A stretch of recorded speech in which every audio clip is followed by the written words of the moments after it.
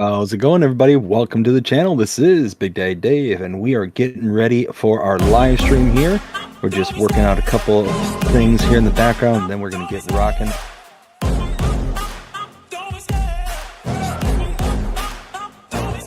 I love the chase and the hunt, and I set the pace when I'm running. I always take what I want, and I always give it 100. Don't need a bank, no, I'm funded. Play the game like it's nothing. I'm always thankful for something. Don't take for granted, stay humble. Now wake up! It's time to look at the enemy. Look in the mirror, Some if chat he's here no real friend of fast me. before we It's get not started. working out, Got maybe Whiskey it's the Creek chemistry. coming in It's with time the to stream break up, tonight so for the I can make comments. a better me. Second week Better in a row believe there, in your Whiskey. mind, Look 'cause at you it's go. everything. First here. You can Also mold, with the shape, $2 find super almost chat, Whiskey. Thank you so very All much. it Greatly takes is some appreciate it. time and Says some first clarity here, to so find your identity. for It's those who are mind not over aware, everything. him and Jonah have been going back and forth about sniping the stream comments, and last week Whiskey Creek ended up being first to comment, but Jonah was the first to get a super chat.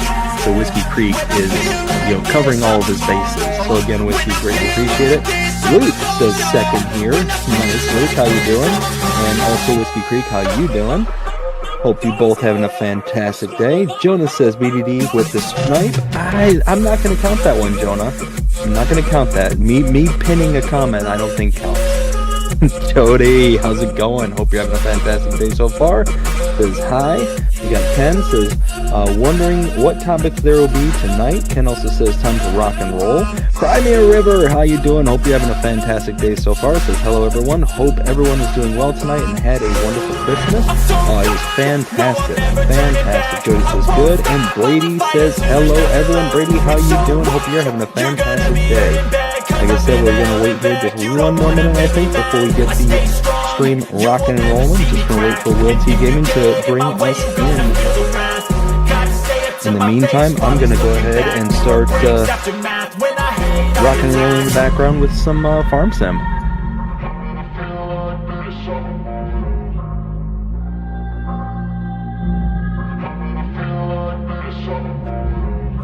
I feel like this, I'm immortal. When I feel like this, I'm immortal. When I feel like this, I'm immortal. Don't stop. Stop it up.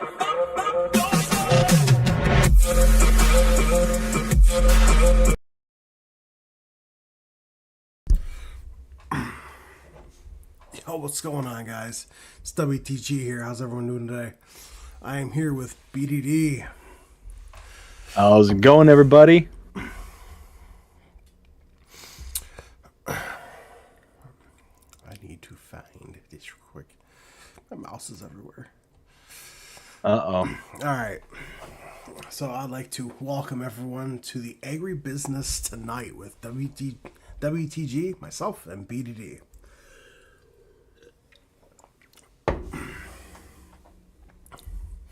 It's been a pretty slow week today. I'd have to tell, well, past week I should say, or whatever. Because Giants. Oh, been slow. Been slow for mods, but not so much with news. Yeah. That's because Giants are out of the office at the moment on vacation. Oh, Giants! How dare you?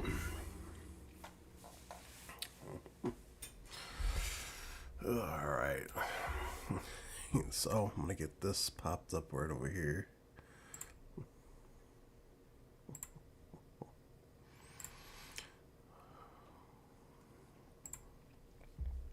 All right. I hope everyone can see this. Yep. Okay.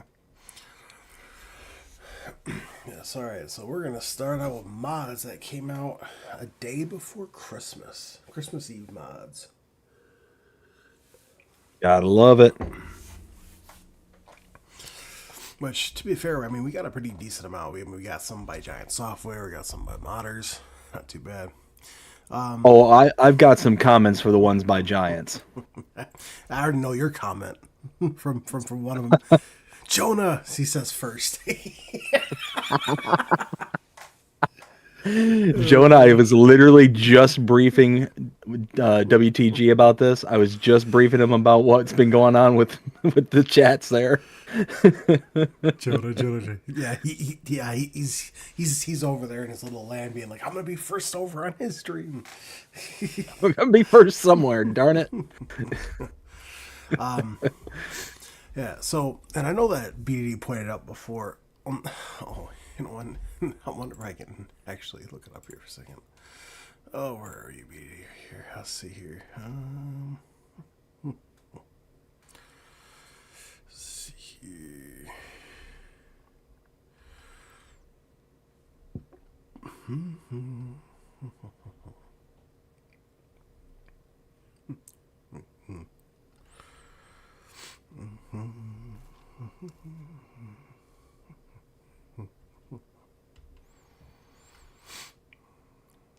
All right. While Will is looking. Oh, you found it? Cool. Yep. Bradford says second.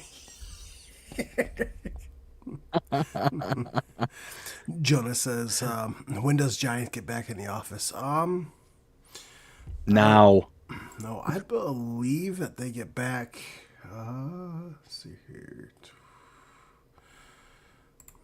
They either get back on the 6th or the 13th. So, just because if I'm working, they should be working LOL. You know, that's not how it works, man. Hey. You know what, Jonah? Solidarity. I'm with you. Hey, Jonah. Hey, listen. Well, if you want to be in the same turf as them, well, why don't you go work for them?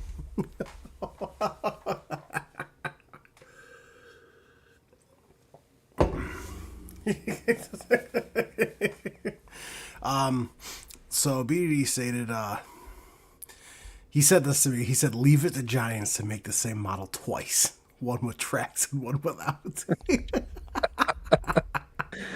So what we're referring to is the first set of mods here by Giants. It's the Colossus Axion 960, 930. I believe it's the Terra Track, yes. And the 960, 920 full stop. It looks to me like the same exact model, except one has rear tracks and the other one doesn't. Yeah. Giants. What? No, there might be some subtle differences I'm just not aware of. I am not going to sit here and claim that I know every little thing that every single manufacturer does with their machines. You know, yeah, I see one's a 930, one's a 920. Okay, fine. But if they are indeed the same exact tractor with no distinguishable difference whatsoever, except one has tracks and the other does not, well then, come on. Make it the same model and then just throw one with tracks and one without. Right. Like, have it as an option. Like so for the TerraTrack, it's powers 355 horsepower to 455. Now, if we go back here and go to this one here, let's see, 325 horsepower to 455. Isn't it the exact same horsepower? So What did the 920 give you? 325 to 445. So the TerraTrack is 955 to 445. All right. So there's some kind of subtle difference, but you know what? I'm sticking with it. Giants, get your act together. Well, I mean, the TerraTrack goes 40 kilometers an hour, and then the other one goes 50. So there's that also too. One goes faster than the other. Yeah. You know, Will, quit poking holes in my argument. Jonas says, you wouldn't know if I already work for them. That's not a bad point. It's not a bad point, but do you? Because I don't know, man. I mean, I don't know. Jonah, you just come across being the kind of person that could never keep a secret.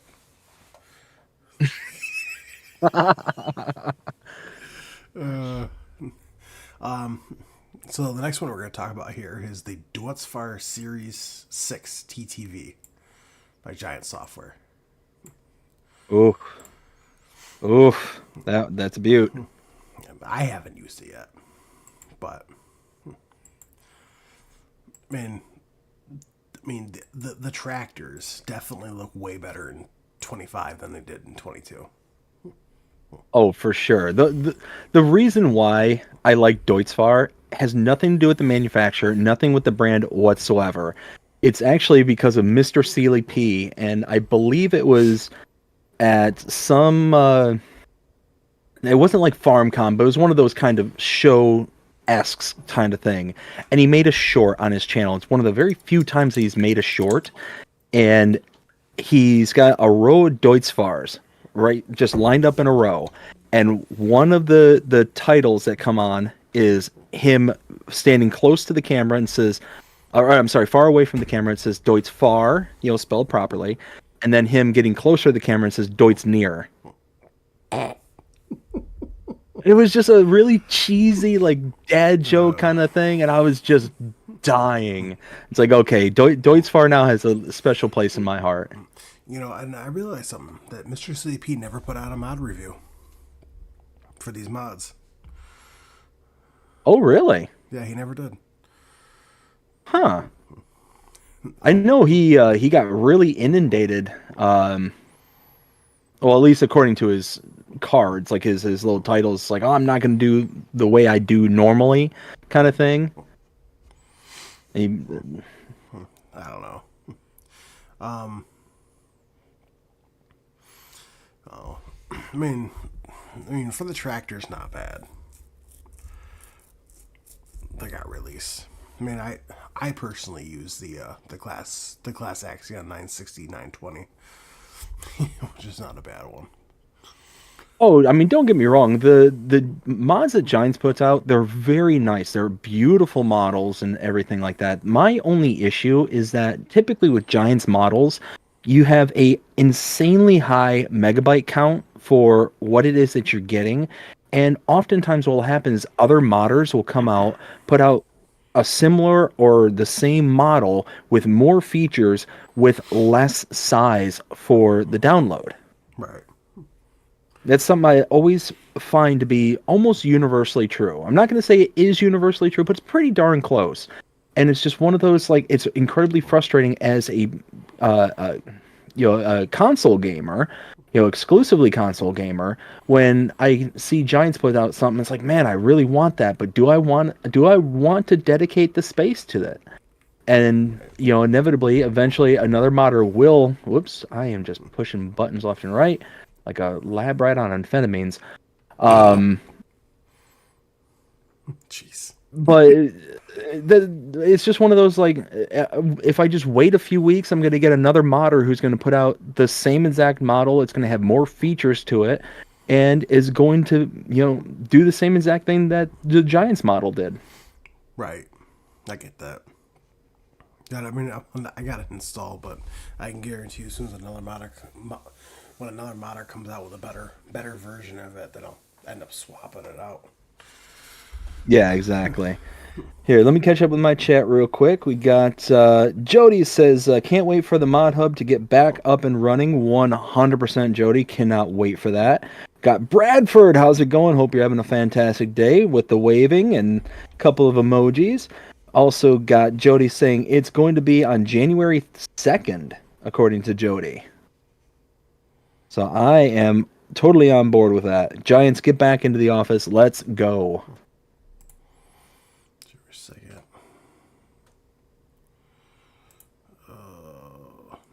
No, it's going to be the 6th or the 13th. Because they always usually take about 2 weeks. 2 weeks? So. Giants, you're killing me. You're killing me. Actually, you know what? Well, as soon as we're done with this, I could easily answer that question for anybody. So, so for the next one, we got the Horse Pronto Pack by Giant Software. Nice model. Nothing really special to say about it. It's either the 3 meter or is it the weight?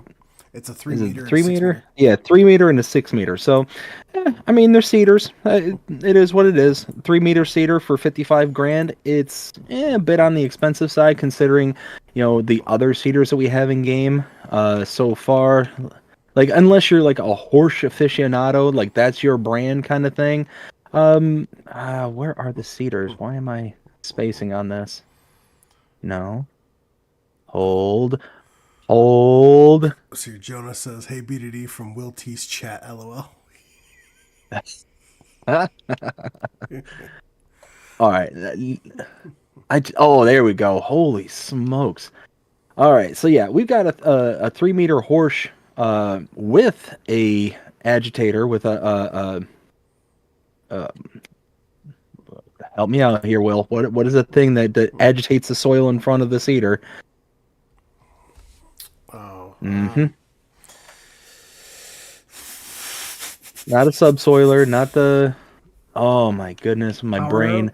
Arrow? Power. Thank you, Power Harrow. That's exactly. So it's got the Power Harrow and all that. Now, the one big upgrade that the 3 meter there has is the capacity for seeds, 2,800 or 4,000. That's pretty good compared to 900. But again, you're talking the difference between 5,500. You're talking an extra. What is that? About 16 grand for a little bit extra seed storage. yeah, and then the 6 meter is 122,500, which I mean, which can hold. It can hold up to 5,400 liters of seed and 3,000 liters of fertilizer. So I mean, that's not awful. Well, that and you got the Unia base game, which is 46,500, so it's 10 grand less, almost 10 grand less, and it holds 3,000 liters of seeds. So again, it's one of those like, is it worth the download for like to like? And then you got the 6 meter one. What 6 meter ones do we have in game? That's four. Yeah, here we go. Here's some 6 meters. The Horsch is 122,500. Well, we got the Bednar here for 116,500, so it's cheaper. It takes fertilizer and seeds, and yeah, I mean it holds almost. No, it holds more capacity, more total capacity than the Pronto. So, I mean, again, it's one of those. Unless you're a fan of Horsch, like that's your brand, then it's really not worth it, in my opinion. I mean, I didn't install it, so I didn't bother for 61 megabytes. Now this next one I did install, which is the Bednar combo system by Giant Software from the premium DLC. Yes, yes, this one is a nice setup, but again, 50 megabytes almost for one combo system. I mean, again, it's nice. It's a great model. Giants always puts out great models, but the size and what you're getting, I don't know if it's necessarily worth it, especially if you get another modder who will eventually come around and do the same or better with more features for less space. Yeah, I mean, to be fair though, so for the Bednar Corsa CN 9000, it's only $45,000 for a 9 meter working with. I mean, yeah, you have to get that, and plus you have to spend an extra $55,000 to get the cedar thing itself. But I mean, that's not bad, in my personal. Oh, opinion. no, I mean, not at all, because you figure another 9 meter. Wow.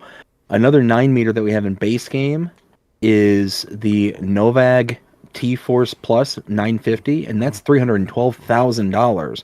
So if you're able to get away for less than 100 grand for those two components, I mean, that's insanely worth it.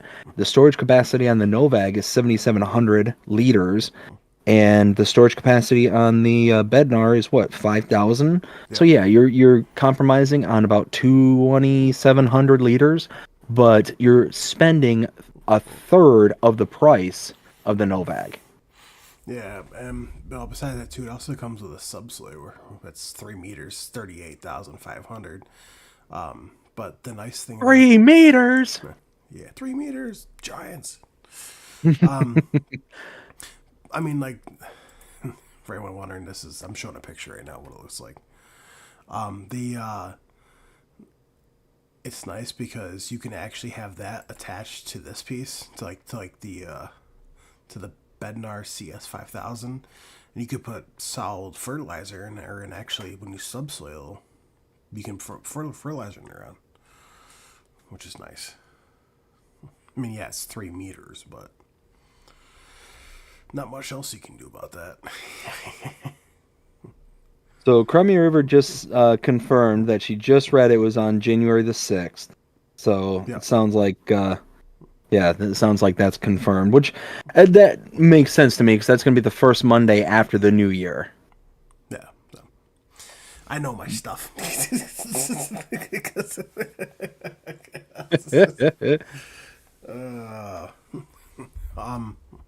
Well, yeah, because usually gone about 2 weeks. So if I pull up my calendar, and they went to break on the 23rd, which there was some people still in the office. That's why we got mods on the 24th. Yeah, so that'd be 2 weeks.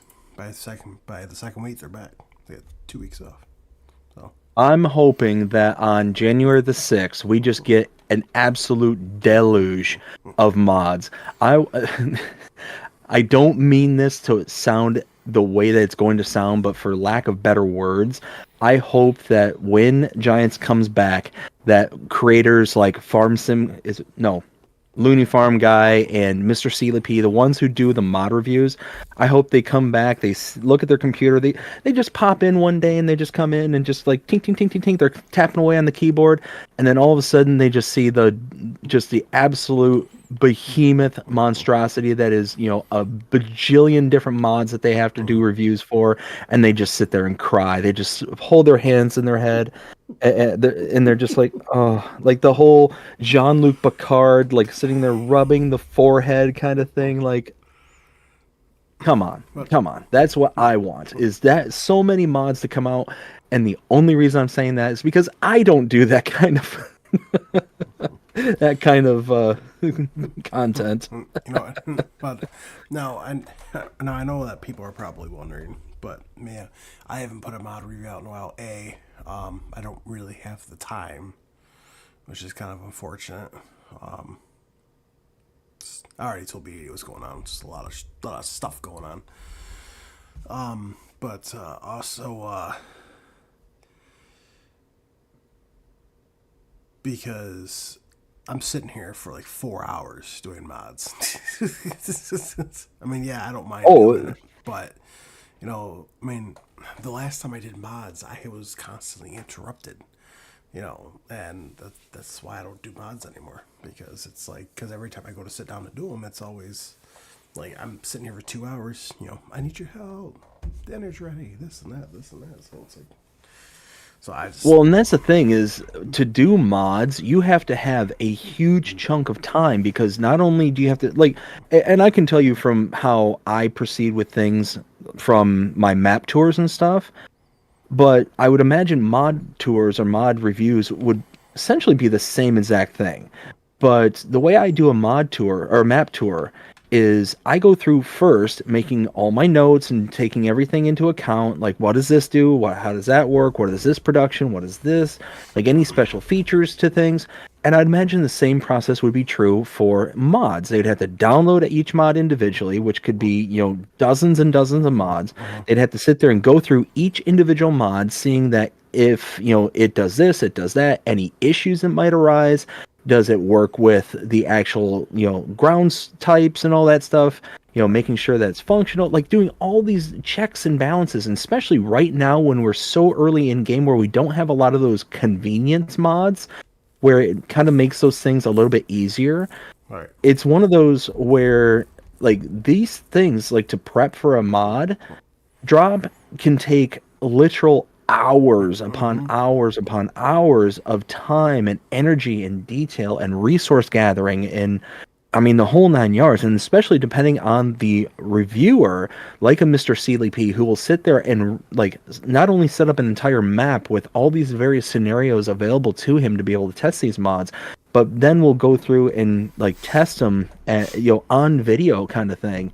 It's nuts. It's a lot of work that goes into them. So any creator who does mod reviews or mod show throughs and all that kind of stuff, give them a huge shout out, because it's not easy. It's not like they're just going to sit there and just plop it on their screen and it's like, okay, here you go, guys, this is what it is, kind of thing. And they just took 2 seconds out of their day and present you with all this stuff. They take hours upon hours out of their day to figure this stuff out. Well, like DJ Goham stated, on that massive mod drop that we got, that Yep. massive, was it like over 60 mods? I know DJ Goham said that he was recording for almost 6 hours. Yeah. Yep. And that's just the recording. That's not including the prep that goes into it. So, like I said, I make it a tongue-in-cheek kind of joke saying, oh, well, I hope that, creators like that, they come back and they cry kind of thing. I don't literally mean that, because I can tell you from firsthand experience that when you get an abundance of things, like if I get like 4 or 5 different map tours to do with map updates and stuff, I want to cry. It's like, oh my goodness, having to go through and gather all that information, all that stuff, and trying to get it done as fast as possible to not lag behind all the other content creators out there. It's stressful. It's tough. Yeah, well, I mean, well, that's why I try to help you as much as I can. Be like, yo, a new map dropped today. Or, hey, yo, there was like a map update that came out. So then you're aware of that. And that's why I greatly appreciate it, bud. Jonah says, Will T, shut up and take my money. See here. Oh, yeah, and then also by Giant Software, they also released their Agrio Mammoth XL. Pull behind sprayer. Oh, yeah. Wasn't that the one that came from one of the premium edition? Yeah, it was the premium edition, premium DLC. Yeah, $102,000. 8,000 liter capacity. Which again, depending on the boom length, which it doesn't actually describe what the boom length is, is that again going to be one of those where it's not really worth it because we got other options? And again, unless you're some kind of like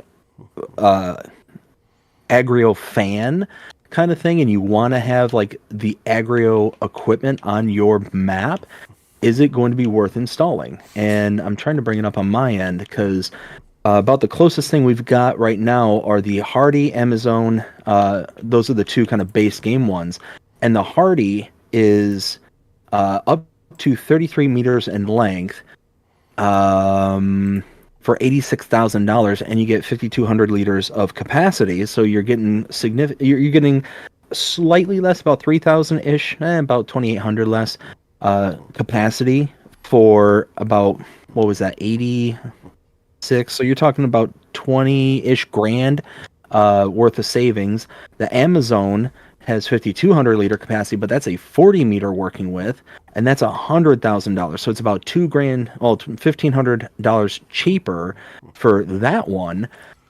And again, depending on the working with, depending on all the kind of available options, is it going to be worth it to download it for 31 megabytes? Right, I know.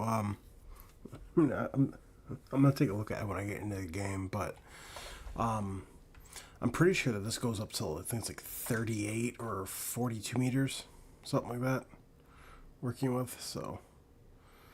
Okay, so I mean, it's a pretty decent size working with, which is nice. I mean, don't get me wrong, but again, it's so extremely close to the kind of base game equipment. Again, for us console players, and I'm speaking strictly from a console player's perspective, because everything I'm saying up to this point, anybody who plays on PC and Macs are going to be like, BD, what the heck are you talking about? Get out of here. Get a PC and stop whining, kind of thing. That's I'm sure a lot of PC players think is like, oh man, you're worried about megabyte size? Pshaw. Right. The it's funny. I realized something too. What's that? That the class Axion TerraTrack has a 4.6 star rating by 149, and the class Axion 96920 has a 4.7 by 180. It's got better reviews. Oh wow.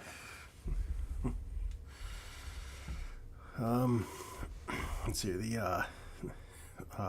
so the next one is the Howie ULW 4000, also by Giant Software. It's the auger wagon. The price is Big auger wagon.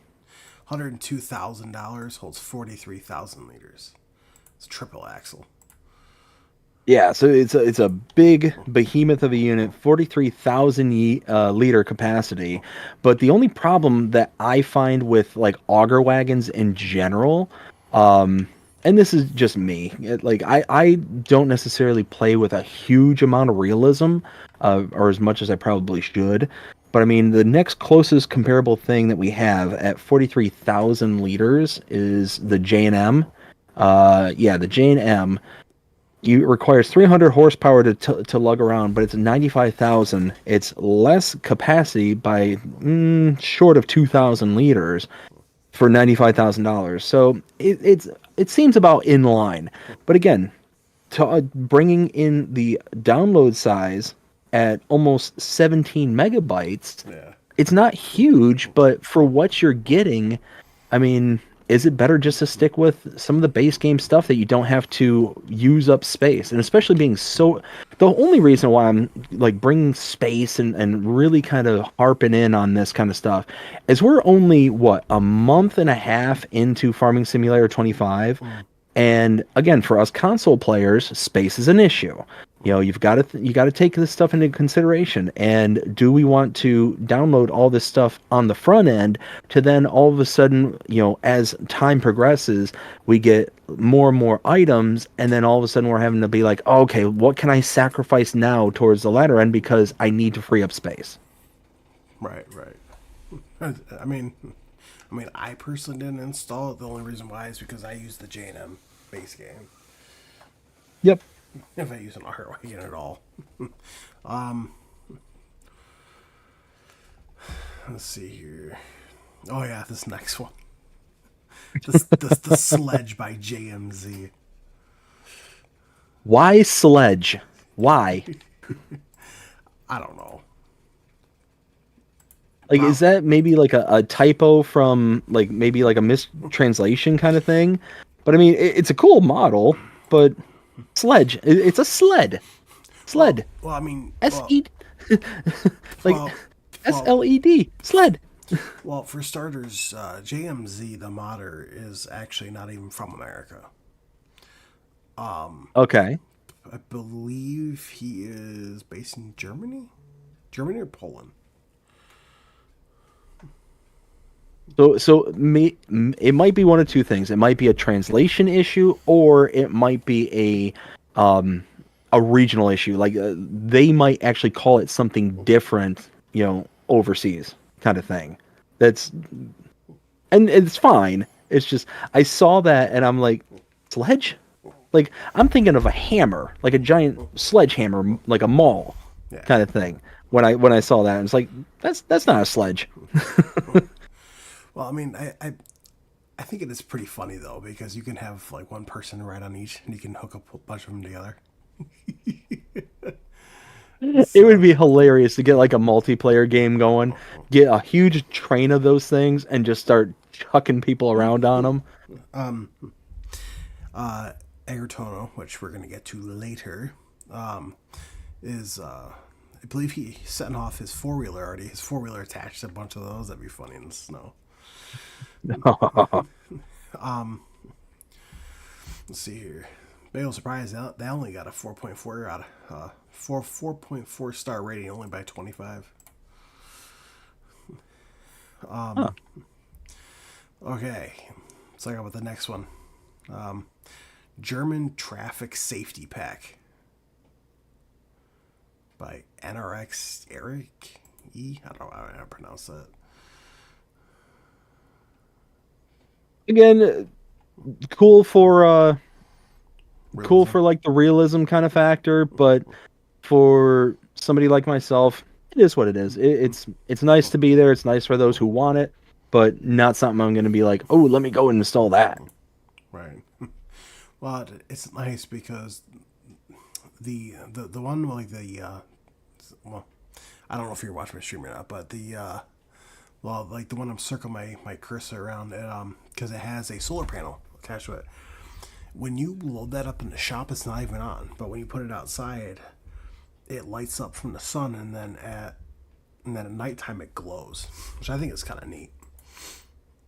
Oh, now that is, yeah, that is. Now again, I totally appreciate it being there because there's going to be people out there who are going to, play on, the German maps or things like that, and they're going to want these things to add those levels of depth and realism to their, what is going on, to their gameplay, and that's awesome. That's fantastic. For me personally, I'm not going to be like, oh, that's I've got to have it, kind of thing. Jonah, just BDD wasn't referring to that kind of train. He said, "Did someone say train?" LOL. Jonah's ears perked up. Let's see here. Oh, here we go. The Massey Ferguson FL series by AMG Gaming, which is funny because this actually comes as a Massey Ferguson and a Stoll. No, Oh, nice. not a Stoll Quickie. My fault. Yeah, Oh, quickie. Yeah. so it comes with Massey Ferguson and a Quickie version. Which Again, front end loader. If you're a Massey fan, hey, thumbs up. But not something I'm gonna rush out to get. yeah, I don't really use front loaders. I usually use skid steers, telehandlers, or wheel loaders. Oh, I'm a telehandler man myself. I think they're the most versatile piece of equipment that you can get your hands on any gameplay. See, for me, it's funny. So when it comes to like picking up stones or logs or something like that, I always use a wheel loader because you can get more of a balance out of it. For telehandlers, I use that mainly for almost anything around the farm, like stacking bales, moving bales, stuff like that. I mean, Yep. a skid steer I like using for like mucking out, like if I had to move manure, or if I had to carry like one bale over to the cow pasture, or something like that. Or if I have like a tight area that I have to move a pallet and I need something that can pivot, skid steer is your best option. Yeah, for sure. Yes. Well, and skid steers are nice, like you said, because they're so compact and they're easily, able to get in and out of tight areas. They're perfect for that. But it's one of those that when you have a telehandler, especially depending on what kind you get your hands on, you can really put those things through its paces. And because we're in a game and not in real life, you can really kind of put on some really ridiculous scenarios for for Farming Simulator. Right. Let's see here. Jonah, would you say no? How are you coming along on your animals? Dude, yesterday was the first time I had in almost a week and a half to actually play Farm Sim. You know what, Will? No. See, right now you're up to like 900,000 cows. So I mean, you got to get working on this, man. The cows are not going to raise themselves. On my PC, I hardly have anything. On my Xbox, which I played yesterday, I probably have about 100 animals total. That's between chickens and sheep. So, working there. 100. It sounds like you're a little shy there. Dude, I have barely had any time to play yesterday. Yesterday it was nice because I played almost all day, which was super nice. Yeah, Nice. because Bree said, "Listen, just sit down on the couch and relax." So that's exactly what I did. Oh, see, good wifey right there. Give me the time to decompress. Right. Oh yeah. Now this next one is by actually these next 1, 2, 3, 4, 5 are by KRKZ Modding, and this brand. Oh, I don't even know how to pronounce that, so I'm not gonna even try. Ozdoken? Something like that. Yes. So it's weird. So they have pack, singular, but so basically, so this first one, which is the EvoDisc K pack,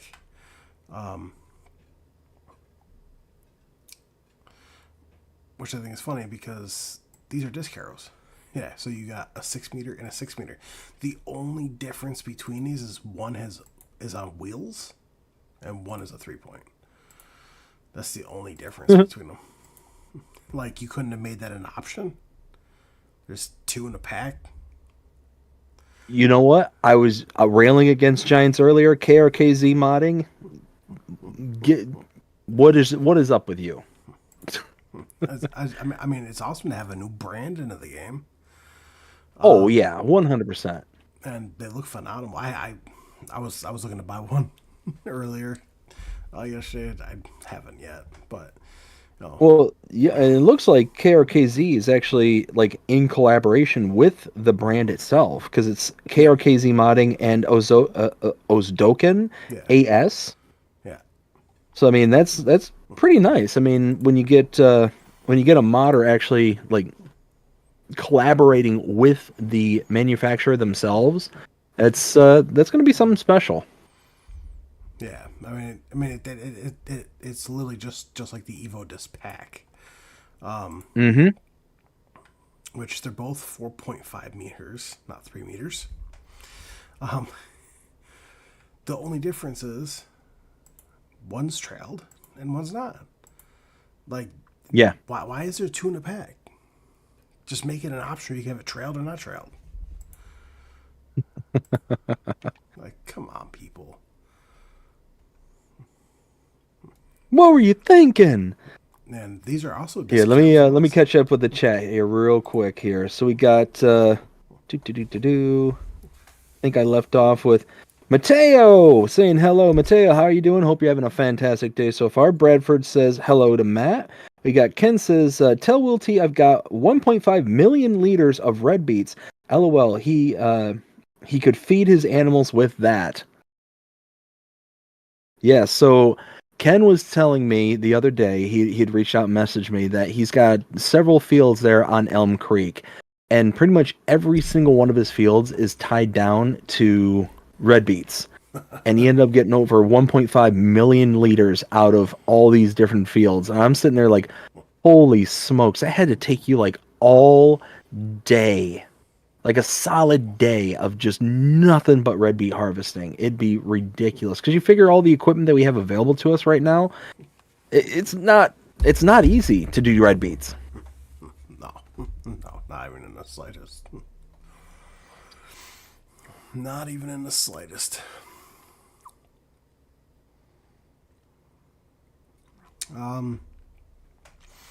So the next one, which is the Bolton pack, I believe that's how you pronounce it, Bolton pack.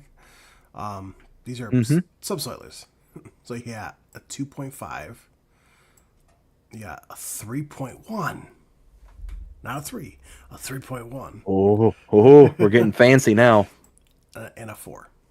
You know, I mean, don't get me wrong, they look absolutely fantastic, but I mean, I personally am not going to use these.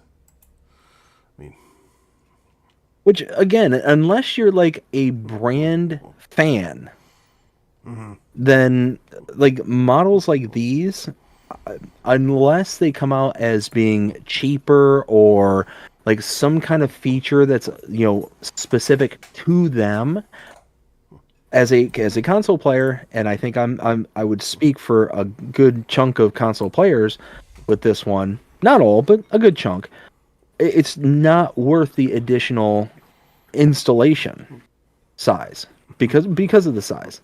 You know, we can save our space for other things that are going to either have better features or whatever the case may be. And unless you are from wherever this brand hails from, which I'm not sure where, and you're a fan of them, it's really not something that you're going to gain anything from.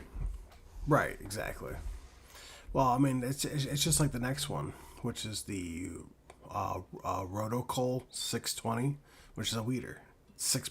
I mean, not bad. $12,000, 6.2 meters, and 85 horsepower. I mean, that's not awful. No, not at all. But again, when you're looking at like it compared to all the other base game stuff, and I know I keep harping on this, but it's because we've got so many options base game. Like this one here, you said was what, 6.2 meters working with? Mm-hmm. Well, the smallest one that we have base game is the Gornek Puler 600. It's a 6 meter, and it's 6.5 grand. It's 6.5 grand compared to their 12 grand for a 6.2. Are you telling me that, not you personally, I'm just saying as a hypothetical, that a 0.2 meter increase is worth almost double the price? I don't think so. Right. I 100% agree with that. I mean, like the one I always use as base game is the Pottinger meter or the Horsch. So the one that I installed here recently was the Treffler, the 15.2 meter. Blue, it's like blue and yellow, like from base game. I think in 2019. I think. And 22. Yeah, I got that one installed as well. That was a good weeder. It was great. At 15 meters, and it's like 45 grand, I think. I mean, it's a big size for a good price. So to me, that's ultimately when everything kind of boils down to it. Unless I'm specifically doing a build where I'm trying to maintain a brand, like for that specific farm, like if I'm making a Case farm or making a John Deere farm or whatever, I don't have a brand loyalty per se as much as I do. How am I going to be able to get this set of equipment for the right price, and that it's going to not completely tank my ability to be able to do the job in a sufficient amount of time, kind of thing. I don't necessarily want to buy the smallest thing at the cheapest price just because it's the cheapest thing. If the job is going to take 20 times longer than just forking over a little bit extra cash. Right. No. I mean, I 100% get that. Oh. Like it's just Now I installed this next one, which is the RC950. I mean, it's not bad. A 9.5 meter working with for only 12,500. Yeah, and that's the roller. Yep. Which isn't bad. Yep. So that one I installed as well. So that one's actually that's the one that kind of broke the mold when it came to the rest of the stuff. At 9.5 meters, it's 12.5. So it's significantly cheaper than any other roller that we have available to us base game. The Vaderstat is 46.5 and the Brandt is 115,000. And I mean, the base game Vaderstat is 12.3 meters compared to 9.5. So you're talking just about 3 meters smaller than the Vaderstat, but it's way cheaper. What? It's way cheaper. It's almost like a third of the price. Yeah, which is super convenient. So exactly. And especially when you've got a starter fresh build and you're trying to keep things within that $100,000 range, if you're doing like a start from scratch, or not start from scratch, but a new farmer build, that 100 grand doesn't go a long ways. It really doesn't. And it's even harder to get that 100 grand to go far when you're dealing with all base game equipment when the game first comes out and is available to us. No, I get that 100%.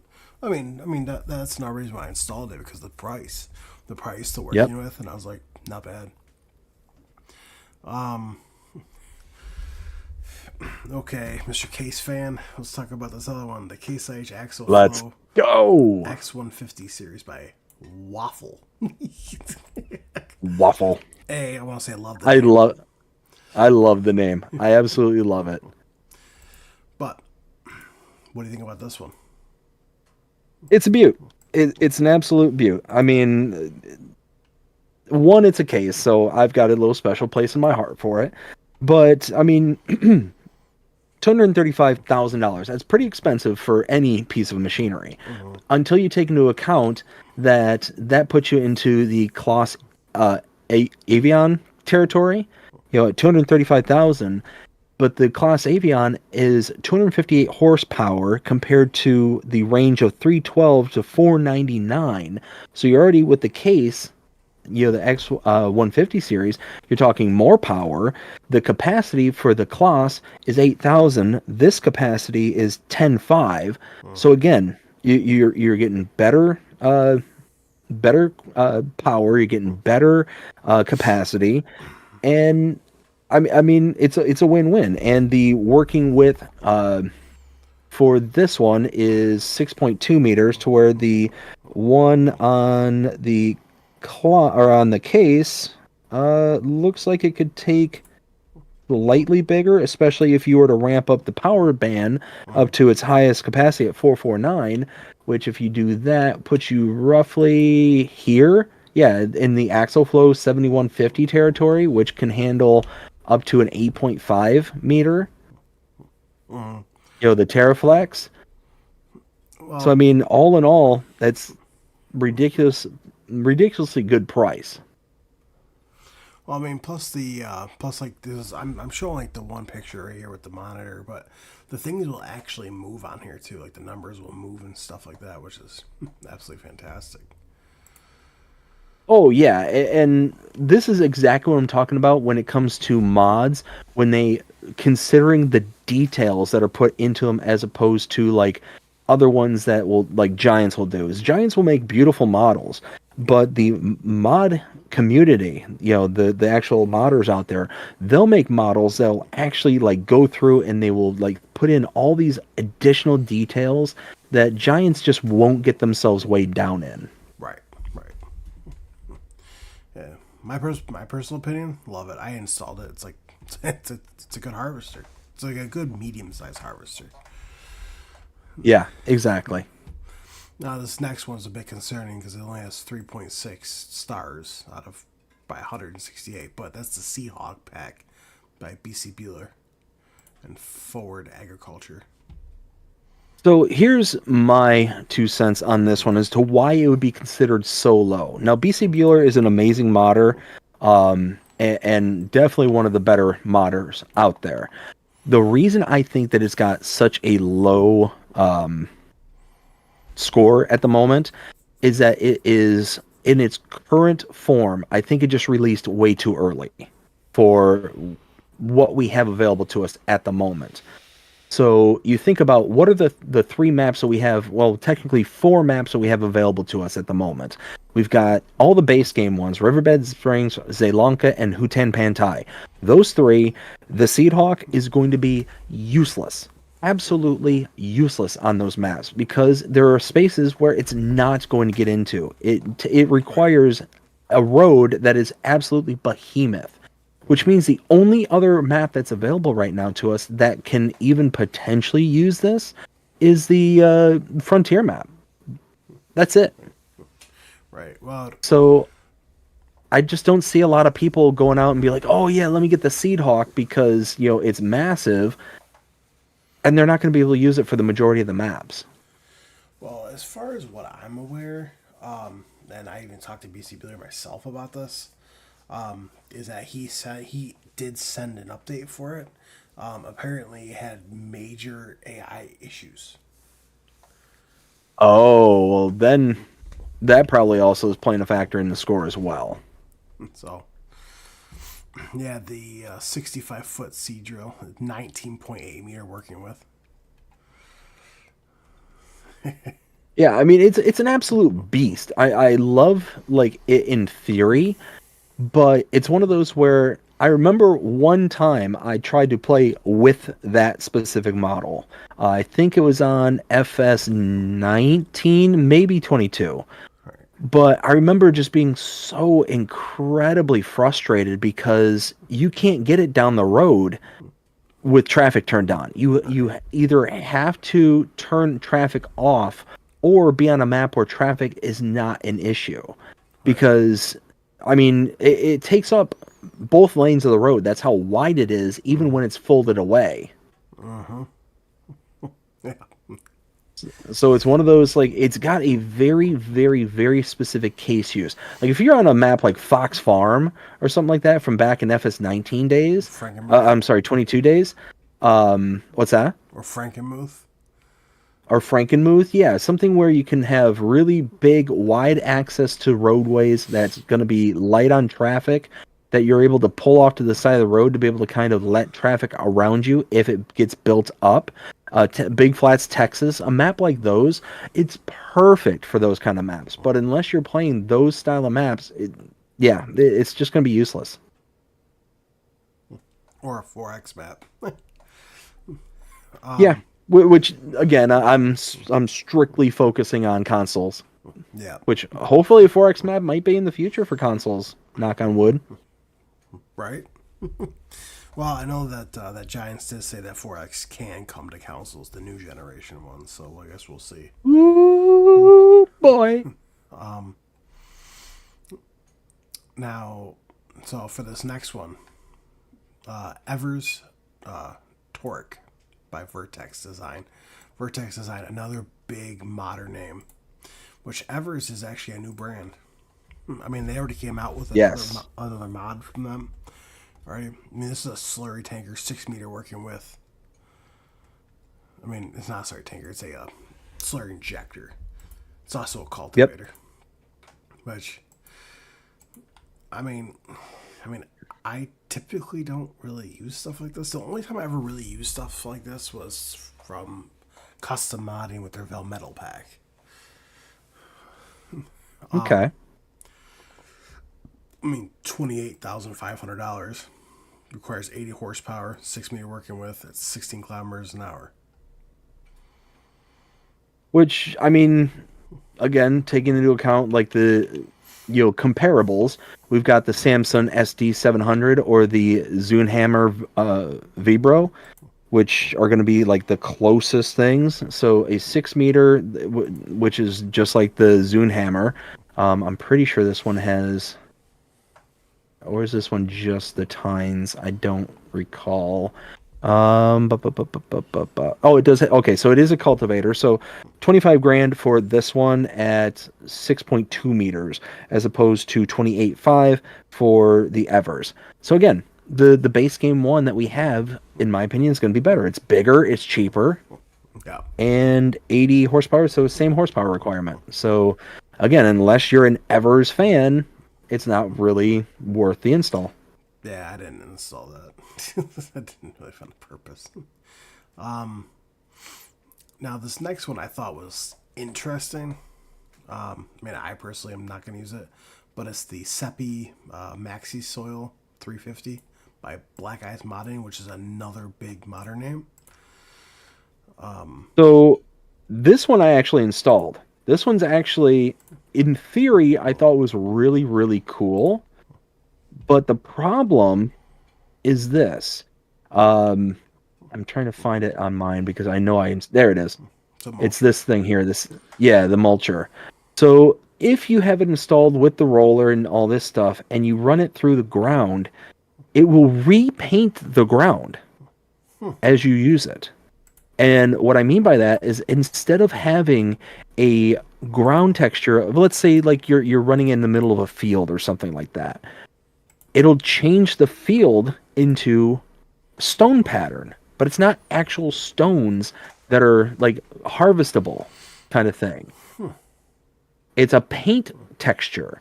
So you lose the texture underneath if you're in the middle of a field. Like, I just ran this through as like a kind of a test because I just wanted to see it in action, kind of thing. And I saw that and I'm like, whoa, that's kind of a problem.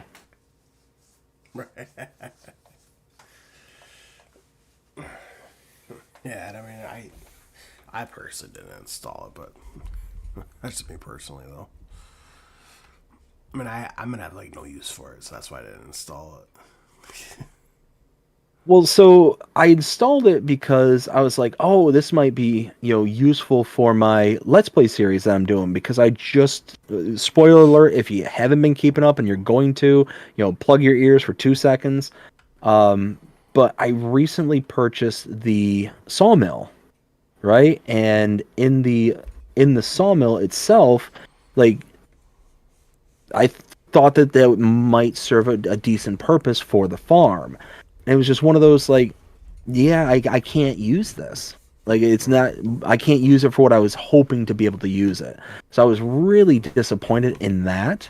But at the end of the day, it is what it is, and hopefully it gets an update to where it's going to, instead of repaint the ground texture, that it's actually going to be something that you can like dig up stones and do all that stuff. Because in theory, it's nice. It's Right. just poor execution. Right. I get that.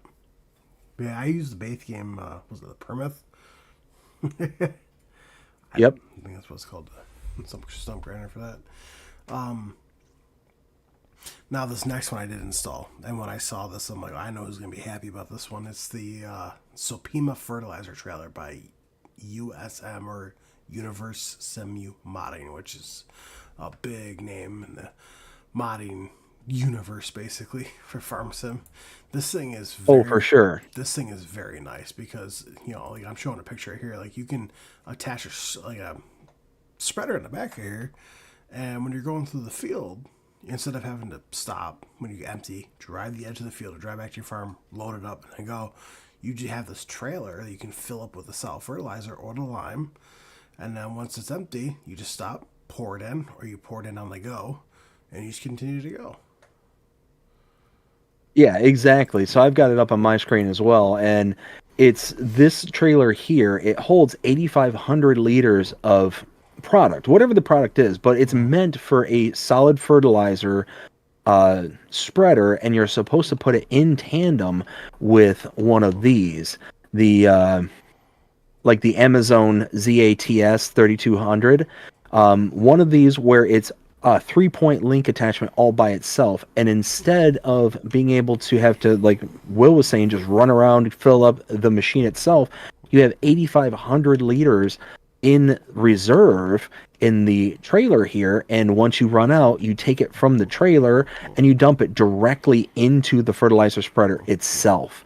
So it's a really, really nice mod. I wish that there was more mods like this that would come out with either different brands or a more generalized brand, because I mean this is brilliant. To be able to extend your capacity by what is it, like nearly double, almost triple your capacity is, I mean, that's next level good. Well, besides that too, I mean, after I did some testing, you don't even have to tip it in there to even make it run. You can just hook the spreader up on the back of it, and they'll just take it right from the trailer. You only have to dump it. Correct. Yeah, so you can play either the more realistic way, which you're dumping into the spreader and doing that, but it will grab directly from it because it technically recognizes all in one kind of unit. Like the way that Farming Simulator works is that as long as you have something that's attached to your tractor or to whatever unit that you're using, and it will recognize the capacity of said oops, I need to go down here. It will recognize the capacity in totality, and it will just grab from whatever is attached to the tractor, and go from there. And besides that too, it's basically only 4 megabytes. And see, that's exactly what I'm talking about too. Is going back to what I was saying about Giants, is that this trailer is less than 4 megabytes. It's 3.92 megabytes. And I mean, if Giants were to make this, again, it'd be a nice model. It would look great. Like 20 megabytes. But the problem, it would be like 20 megabytes, and it would do literally, everything that this thing would do, except it'd probably end up doing less somehow. And it would be infinitely more. Like, it just, right. That's my biggest gripe against Giants and their models that come in after the fact, is that they always tend to be bigger for the download and less for the quality. Not the quality is great. Less for the like the features, the specialties. Right. Exactly. Exactly. Yeah, I remember having that in FS22. It was a game changer, and it Same. still is. Yeah. All right. So the next one is the Crampy Big Body 750 by Hans. Yep. And again, this one, another example of, you know, nice big trailer. It's got up to 37,500 liter capacity, $31,000. Here's kind of my going rate when it comes to a trailer. If you can get a trailer where the cost of the trailer is less than $1,000 per liter that you can spend, then you've got a good trailer. If that makes sense. So if I've got a price of $31,500 for this trailer, I expect it to be able to have 31,500 liters of capacity minimum. So it's like a 1-to-1. If you can find a trailer that's that or less, then you got a good trailer. Like this one, the price is 31,500. You can hold between 20,000 and 37,500, which is not awful. Yep. And plus it lists all the configurations. The biggest thing right here is you have extension. Without extension, 600 millimeter. Without extension, you have 600 millimeter extension. You have 800 millimeter extension, and then you have sugar beet extension. Now, I think it's interesting because the sugar beet, which I'm gonna show this right here, right here. I did test this out. You can only put sugar beet in there with that extension on. You can't put anything else in there. Yeah, which that's the real kind of gut punch right there, is you've got the ability to have, a decent trailer, but then it restricts it only to that one crop type, and that's a real punch to the gut. Yeah, I mean, with all the configurations and everything, it's 15.53 megabytes, which isn't awful, but No. it could be better. Yep. Oh, here you go. Now when I saw this was screaming BDD when I saw this, but the Snoofle Stuck Oh, the Snuffle Stock. Ah, I love it. by MTL Modding Team, which Yep. this it's 12.13 megabytes. It could have been a whole lot less, honestly. Oh, yeah. For what it is, now here's the thing. For what it is very, very high for the amount of download space. Now, this is one of those that I will say breaks the rule for me. The reason being is that it is so usable for so many different scenarios. No, scenario number one, being able to tow behind your harvester a baler. Yeah. You can do that with this. Go check out Driver 53 on his FS22 content. I don't think he's made any FS25 content regarding the Snuffle Stock, but he had all sorts of examples and scenarios that you could take the Snuffle Stock here and actually do all sorts of different stuff. It's just a dolly. At the end of the day, it's a dolly, but what makes this thing so powerful is the 3-point link that's in the back there that you can hook up to any other thing, and it's a trailer that you can hook up actual come-along equipment as well. So a pin trailer, an actual ball trailer, as well as a fifth wheel attachment as well. So, all in all, this thing is incredibly powerful, and your imagination is the only limiting factor. It looks really kind of gnarly with that bright lime green, that almost Mr. Sealy P green. But this is one feature that they just added here recently, is the frame length, to where you can have the frame length long and the frame length short, and that's something that's specifically to FS25. But you get all the different kind of color combinations that you can change it up. You can also do the custom, all the colors are what they are kind of thing. But yeah, this thing is an absolute just behemoth of possibilities. Oh yeah, I mean, I personally don't get it. I mean, because I don't mind going to mow, then coming back with a tether, coming back with a windrower, and then come back with a baler, go back and forth. I mean, because man, that's. I mean, like I said, I mean, BDD and I play kind of differently. I play like really realistic, and I know that. So, I personally wouldn't use this, but that's just me personally. So, now this next one, I don't know if this one confused you, but it confused me. Which is the Lizard MKS 8 Plus by John Wayne, 1930. Yes, so the MK8, the base game trailer, can hold milk, buffalo's milk, water, fertilizer, and herbicide. This one says that it will hold milk, water, liquid fertilizer, and herbicide. There is no difference. There's no difference in the types. The only thing that this might do that the other one, base game, doesn't is the maybe color selection, Okay. which that does look like it has, as well as beacon light and trailer hitch type. Yeah. Like, so having like a rear trailer hitch onto it. Yeah, and a beacon light. Whoa. Like, you know. So, I mean, yeah. And even the base game one lets you kind of do the color select as well. So, I mean, it's really the only additions to this that the base game one doesn't have is the beacon light and trailer hitch, which I will say the trailer hitch for the rear is actually very nice. I will say that because then you can daisy chain your liquids together and do something. Brace yourself, Jonah. Brace yourself. You can do a train. Train, Jonah. Did you hear that? A train, he said. You mind if I catch up with my chat real quick? Yeah. Hey, go ahead. Let's see. So we've got, let's see. Crimea River says, way to go, Ken. LOL in regards to the 1.5 million liters of red beets. We got Billy. How's it going, Billy? Hope you're having a fantastic day so far. It says, when does 25 come out? 25 is already out.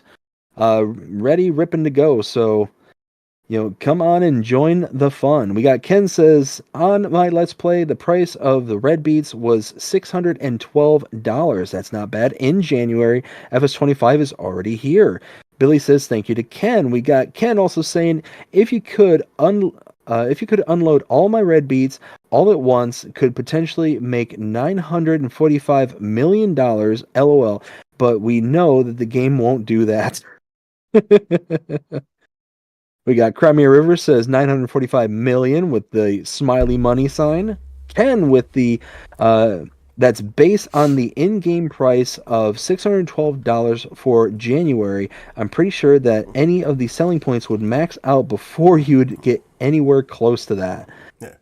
Let's see. We got Whiskey Creek. How's it going, Whiskey? Hope you're having a fantastic day so far. Says, hey there, BDD. Hey there, Whiskey. Bradford says, welcome back, Whiskey Creek Farm. We got Whiskey saying, hi there, Bradford. We got Crimea River says, $612 for the month of January is a good price, 100%. We got Ken saying, yes, it is, but I think that the sell point would max out if I tried to dump all of my red beets in at once. Crimea River says, probably would, and Whiskey then says, probably wouldn't use that. I presume regarding the Snufflestock. And that is it. So thank you for letting me read that off real fast. Very good. Don't mind me if you're. I'm trying to mute my mic when I'm eating these things, so you hear crunch, crunch, crunch in the background. Oh, come on. I mean, who here doesn't like a good AMSR or AS, whatever that thing is called? ASMR.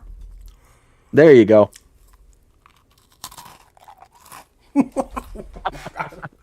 That's so weird. You know, somebody just listening and it's like, yes. My wife. Well, I mean, as long as she's not sneaking up behind you and trying to scare you into a heart attack. Dude, every 10 minutes been looking behind me. See, what you ought to do, and I've seen people do this, like in an office situation, they'll take a spoon, like a bright, big spoon, and they'll tape it to their monitor, or they'll tape it up high to where they'll be able to use the spoon as like a concave surface and be able to look out for anybody behind them. That's what you need to do. You need to take a spoon and just tape it to your desk or tape it to your monitor, so that way you can keep an eye on what's going on around you. Yeah. Well, she's sleeping right now. I already know she's sleeping, so I don't know about that. The only good thing about this tanker, though, is it's only 2.30 megabytes. It's super small. Well, and oftentimes that's because you already have the model in base game, so they don't have to render it all over again. They just add the additional features that the new model has. So the 2.3 megabytes for a beacon and trailer hitch, I mean, It's a lot. yeah, that's a lot for those two features specifically, but it's not a lot when you consider the model itself. Right, exactly. Let's move on to the next one, which is the Dusseldorf MSS3X00. I don't even want to pronounce that name, the modder's name, but yeah, it's you got two levelers, so you got a big one and a small one. Which I don't do a ton of silage pit work, so that one is kind of escaped from me, so I'm not even gonna I mean, I installed render opinion on that one. I installed just to check it out. So I know you do a lot of pit work, so it's one of those that it would make complete sense for you. let's see here. Oh yeah, that's PC. That's PC. Oh yeah, here we go. We got the Axe by JMZ. So See that well, real quick there, man. 0.33 megabytes to download. yeah, dirt cheap, dirt small for download size.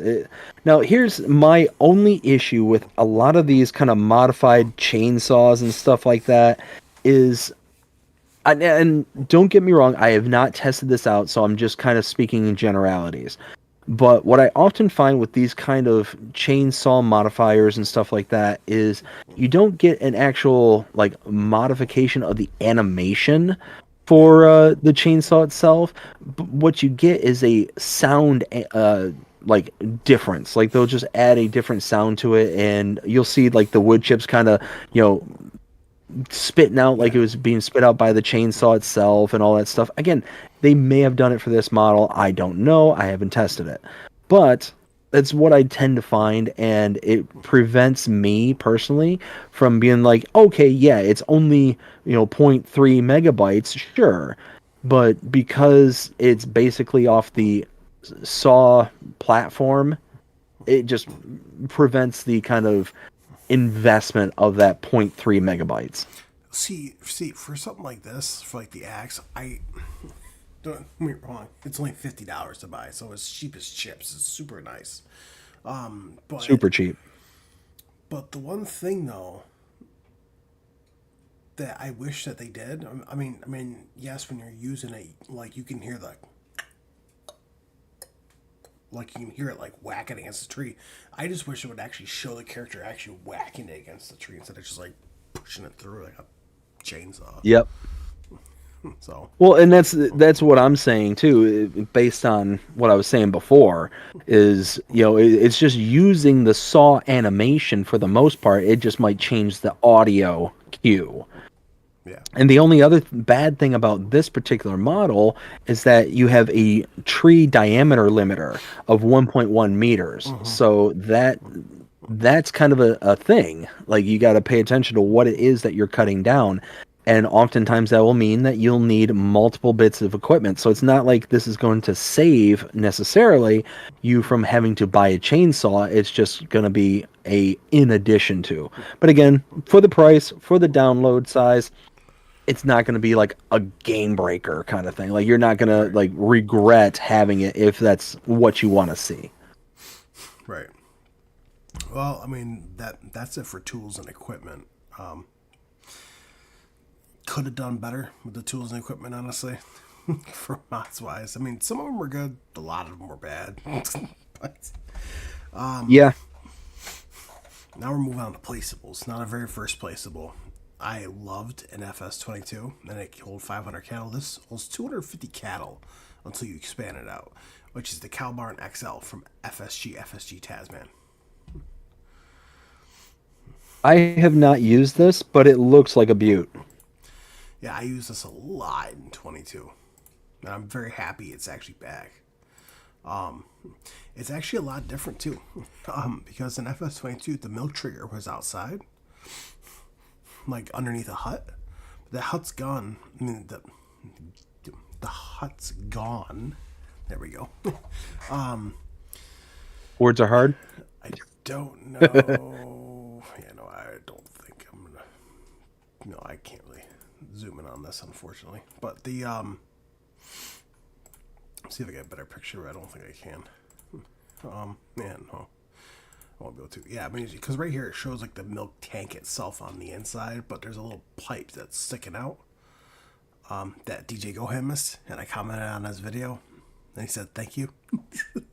but there was a the milk triggers on the outside. It's literally a pipe sticking out of the wall, which, I mean, to be fair, a lot of cow barns have that now. Just the pipe that sticks out of the wall. Yep. And also, in FS22, this had a built-in manure point. It doesn't now. So now you actually got to place one. Okay, down. so you have to, yeah, you got to place one. Gotcha. Another really cool, good thing about this as well. Hang on one second. Bradford. Yep. Jabba the Hutt. Uh-oh. Who you calling Jabba the Hutt? Me? I know I'm a fat man, but come on. In FS22, I was saying is that the slurry output was on the side of the building, like where like because there's it was like right near like where one of the fans is, because there's two fans on the outside of the building. But now it's actually in FS22 there was a circular part. I'm on my end. I'm circling it over here with my cursor, but it's actually put in the right spot now. They moved it into the right spot, and it actually, as far as I haven't tested out 100%, but I think it actually fills up with slurry. So I think it's Nice. Really, I think it's really kind of neat. But Yeah, no, I'm like I said, I'm looking at it on the website there, and it looks absolutely beaut. I mean, the kind of model itself, and if it allows you to customize the fencing like all the other, yeah, then that's amazing, because the model itself, like standard, looks amazing, and it's got all the kind of bells and whistles attached to it, the slurry pit and all that stuff. And then being able to add in on top of it your own kind of custom, fence outline and all that stuff where your cows can roam. Yeah, I mean, that feature by itself was an absolute game changer here on FS25. Being able to customize how you're orienting your whole fencing layout is an absolute dream for me personally, and I know many others out there. But yeah, I mean, it's going to serve the modding community who invest their time and energy into these specific kind of models for the animal pens and whatnot. It's really going to serve them well. Yeah, like for example, like this, it's $150,000. That's not a bad price for that. Exactly. Go ahead and keep on going there, Will. I got to mute my mic real quick. I'll be right back. All right. Yeah, the maintenance is $200. Max capacity is 250 cows until you customize the fence. The automatic water supply capacity for food is 400,000 liters. Liquid manure capacity is 400,000 liters. Straw capacity is 200,000 liters. Milk storage is 200,000 liters. Buffalo milk storage capacity 200,000 liters, and 16 color selections. I'm happy this is finally out. Let's see here. Bradford says the cow barn is missing the hut.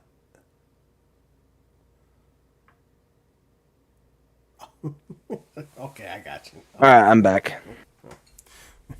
Yeah, Oh, so Bradford said the cow barn is missing the hut. Yeah, so that's too much about the hut. Yeah, so I was just saying that maintenance is only $200 a month. The max capacity is 250 cows until you customize the fence, of course. Automatic water supply. And then the feed capacity is 400,000 liters. I'm happy it explains all this. Like the liquid manure is 400,000, straw capacity is 200,000, milk storage capacity 200,000, buffalo milk storage capacity 200,000, and 16 color selections. yeah. I mean, all of that is, I mean, incredible. The simple fact that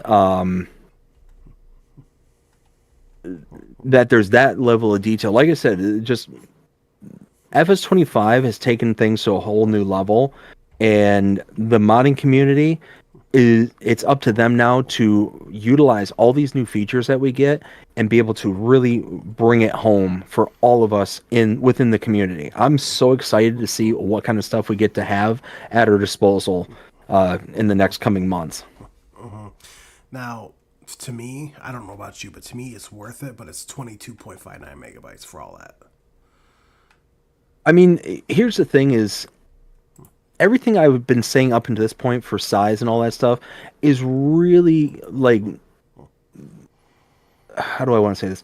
It's really kind of reserved for specifically the previous section that we talked about, all the kind of equipment tools and things like that.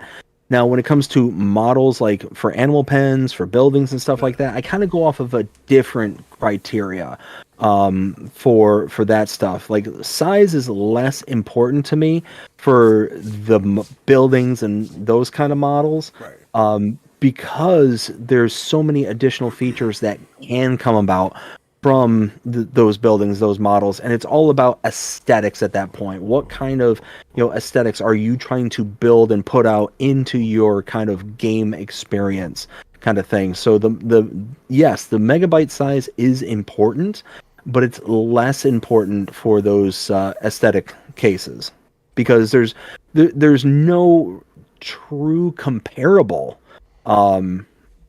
for the barns and buildings unless you get a model that's almost identical to another building. There's very few scenarios where you're going to have a barn like what we're showing off here, the Cow Barn XL.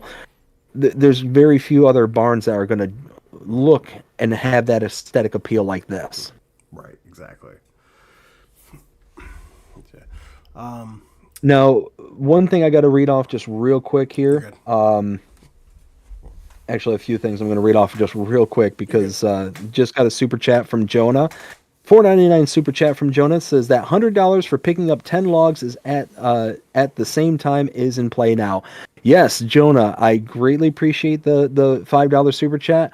I'm going to reserve out of this for right now until after we kind of are wrapping up the stream. So I will wait until the end to do the challenge you have set forth for me. I don't know if you even heard about that, Will. Did you hear about this? No. So in the last stream that I did, Jonah bet me $100 that I couldn't pick up 10 logs at the same time and drop them into a loading trailer. And the way that he worded it left it very open to interpretation as to how to proceed with said challenge. So I told him, okay, let me make sure that I've got all this stipulations worked out in advance. And we'd worked it out to where I can use whatever tool I want and anything like that. So I specifically said, okay, so the high lift is now in play. Best logging piece of machinery, in my personal opinion.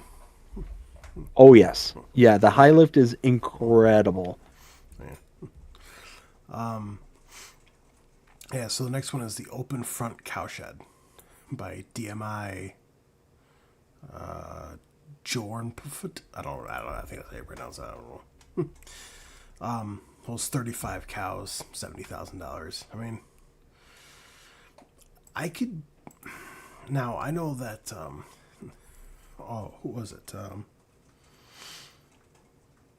Looney Farm stated that there was a manure problem with this mod. So I'm rocking back and forth as whether or not I want to make this comment or not. But you know what? I'll go ahead and say it. I don't mean this to sound as catty as it's likely going to come out, but DMI, we should expect that. And again, I apologize that sounds catty, but it's Dutch modding, which I think this is a individual from that group. This is the same group that was put in charge of that pack that we got towards the end of FS22. The what was it? The farm. What was it called? It's one of the last packs that we got there. In like one of the last DLCs that we got in 22. Oh, the Farm Productions package. Farm Production. Thank you.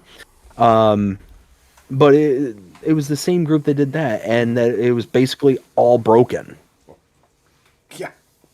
And this is unfortunately a reputation that they have gotten over a long period of time. So again, I'm not trying to be mean. I'm not trying to be catty about it, but it's just whenever I see this group involved, I almost never install their stuff, especially right away. See, I installed it because I use it for one reason. And that's to raise the calves in. Because I could care less if I got manure or not for calves. Sure. So, but, I mean, go ahead. I don't usually install DMI stuff. I usually pass on from it. Yeah. And I'm sure it's for the same reason as I just mentioned. It's one of those that you are not guaranteed a quality mod. And that's, like, here's the thing is, I understand that mistakes happen.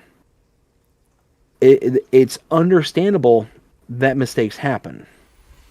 But it's the consistency of the mistakes over and over and over throughout the entire group. Now, I did hear, though, this, just take this with a grain of salt, but they might be bringing that DLC back, but as a free DLC, not a paid DLC. Okay. There was a couple of components within that DLC that I did enjoy. The one component that you could add to your cow field or to your animal pastures and make liquid fertilizer out of it. Mm-hmm. I thought that was really cool. Yeah. I would say probably about 95% of that pack wasn't worth it. Just, yeah, it was just, there was one, maybe if I was wanting to stretch it, two things that I'd be like, okay, I would consider using this. I mean, even like the solar panels getting dirty with that robot, they never got dirty. Yep. So it was absolutely pointless, honestly, in my personal opinion. Let's see here. The next one is Large Shed for Machines by Dudik 112. Looks like a nice model. If you're just looking for a basic cement, building for storage of your equipment, looks fine. But really, outside of that, I mean, it looks like you can fit at least a small harvester in it, and several other bits of equipment. And for the price of $75,000, yeah, I mean, it's fair. It looks like it's nicely detailed, all the way around. It's got the kind of nice little cement mortaring and all that stuff. It's got lights on the inside, light switches and stuff. It looks like a nice little shed, but it's something you definitely want to see 13. in America. Yeah. Yep. So yeah, I moved on from that one. I didn't even install it. Oh, here we go. Now the old one, the old structure pack from MA7 Studios. Now, this one I like because it allows you to add in kind of overhangs to pre-existing buildings, which can really kind of change the aesthetics of a building that you have already pre-established on your farm. So, I mean, it basically reminded me of like the Universal Porch, I think it was called the Universal Porch Pack for Porch 22. roof. This is kind of a, what's that? It was the universal porch roof. Yes. So it basically reminded me of that. It's just a simple like addition that you can put to your already pre-established buildings to now have them with a side roof kind of thing. Right, and they're not badly priced either. No, not at all. I mean, 2,500, 8,500, and 12.5. I mean, that's not that bad, and you're talking less than 8 megabytes for the download for the 3 different canopies. Yeah. I mean, yeah, it's not bad. Yeah, no, not bad at all. Now this next one I liked. What's up? I was going to ask if I can catch back Yeah. up with the chat just real quick. Yeah, go ahead. Let's see. We've got... Let's see. Whiskey Creek saying, hey there to Bradford. We got Crimey River says 612 for the month. Oh, I think I already read these. Let's see. Ken says, yes, yes, it is, but I think... No, I read that too. Okay, here I am. Bradford says, SMRT. I am so smart. I am so smart. SMRT. We got Whiskey Creek saying, scary big time now that you aren't expecting it, right? she's gonna lull you into a false sense of security and make you think that she's sleeping, and then all of a sudden she's gonna stand behind you with some kind of like scary like mask from like Scream or some horror. Oh, jeez, I just looked behind me because you said that. We got Ken says the axe sounds like a chainsaw. LOL. Yeah. We got Jonah with the $4.99 super chat again. Jonah, thank you very much. Says that $100 for picking up 10 logs at the same time is now in play. Yes, like I said, I will definitely be doing that after the stream here tonight. Be giving that a try. Whiskey Creek says hi there, Jonah. Also says either now or never, right, Jonah? Isn't that the truth? Crimea River says it's better to be for 310,000. Good luck with the challenge, BDD. I know you can do it. I appreciate it, Crimea River. Thank you very much. And we are all caught back up. Nice. Now this next one, yeah, I absolutely really enjoyed this modder stuff, but the 3 Stars Garage from Icus. Yeah. This one is definitely a sharp model. It's got a ton of detail. I mean, an absolute ton. So it's a 3-bay garage with a kind of outer overhang to the garage and a little bit of overhang, like storage area to one side, like a almost like an entryway kind of deal. It's got a repair trigger inside of it. Lights. It's a very well detailed mod, and I mean it's 10.37 megabytes, so the megabyte size is not that terrible. It costs 85,000 to install, and a daily maintenance cost of $10 per day. I mean, for something that looks this good with all the different color selections that you can do, it's a beaut. It's an absolute beaut. Now, my only problem, though, is that it only has, like, one color that changes everything. I mean, I wish it would stay, like, the white roof and be able to just change the sides, honestly, but... That's just me nitpicking at this point, though. What are you saying? Us nitpicking never happens. Never happens. TMI! You stink. No, I'm just kidding. Just kidding. The next one is Small Workshop by Grimlock RRC. So with Grimlock, I really like their mods because they've got like a... If I remember them properly, and I could be misremembering, so correct me if I'm wrong, but they do a very kind of European vibe with their models. And oftentimes it seems like it's a more kind of... like beaten up and weathered style that they do. Yeah. That just makes the models that they do just that much more interesting and have a bit more character than what you'd normally see. Like the last model we looked at, it's brand new, it looks pristine and clean, but this model, like, is rough and like it's got the like the I don't know how to describe it. It just like the windows look dirty, the siding looks dirty. It's small. It's like, but it just it makes it feel more intimate. So I'm not saying these things to like in a bad way. I'm saying like these are nice little details that can make it really appreciative to see around a farm. But it's definitely got a style to it that is like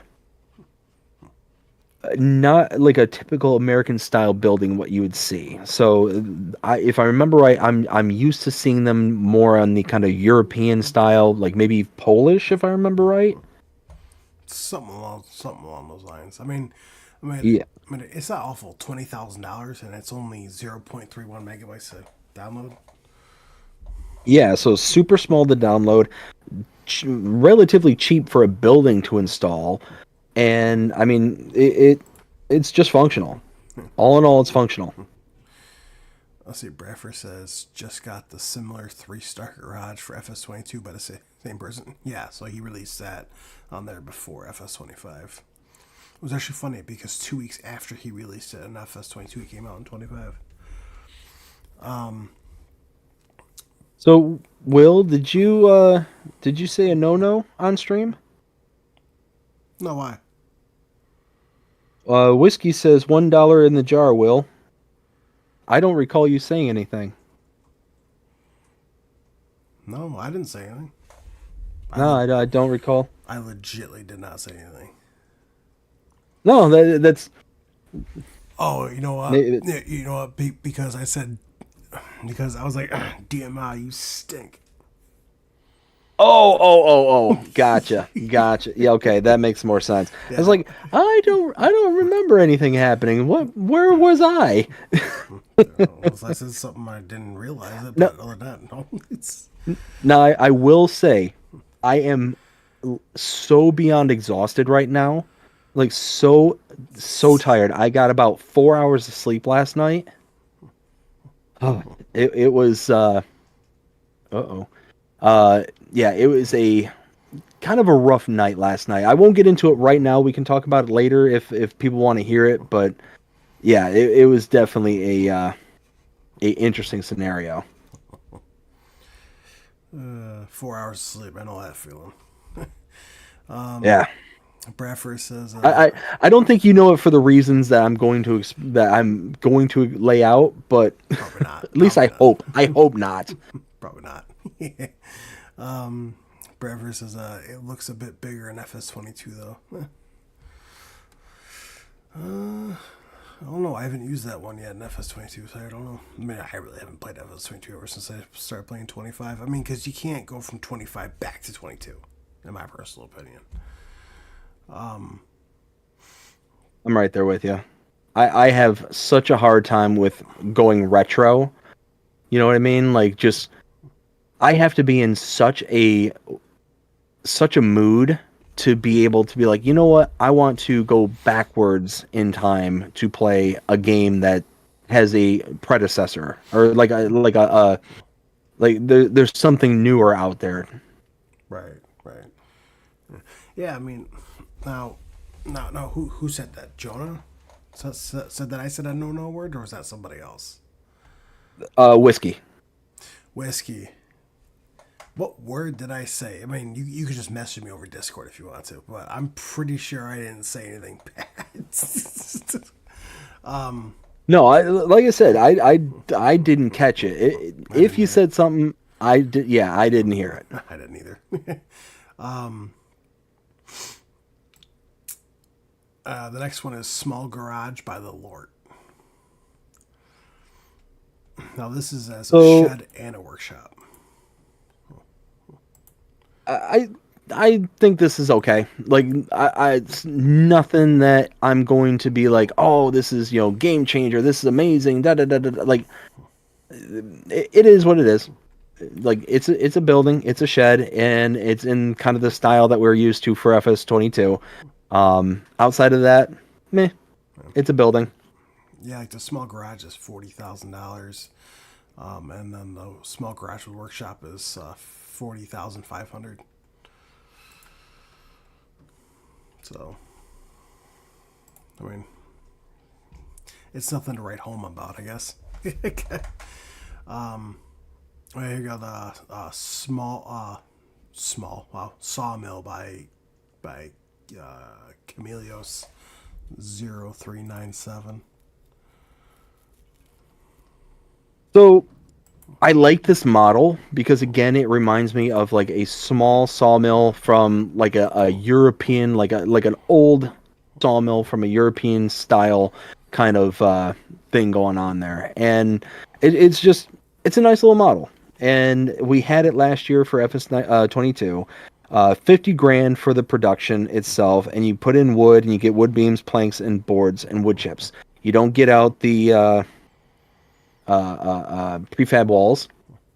So that's the one product that you don't get out, according to the description at least. But I mean, all in all, it's a nice model, and it does what you need it to do.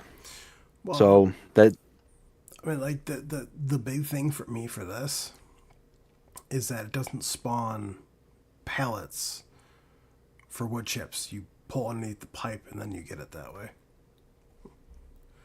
so funny story in regards to the sawmills and wood chips. So like I mentioned before, in the Let's Play series that I've been working on, I ended up buying the sawmill and not realizing that when I first bought it, that the wood chips would spawn in pallets. That kind of caught me off guard. But, after I, was dealing with and whatnot, I was like, okay, well, we got these wood chips here. I need to figure out something to do with them.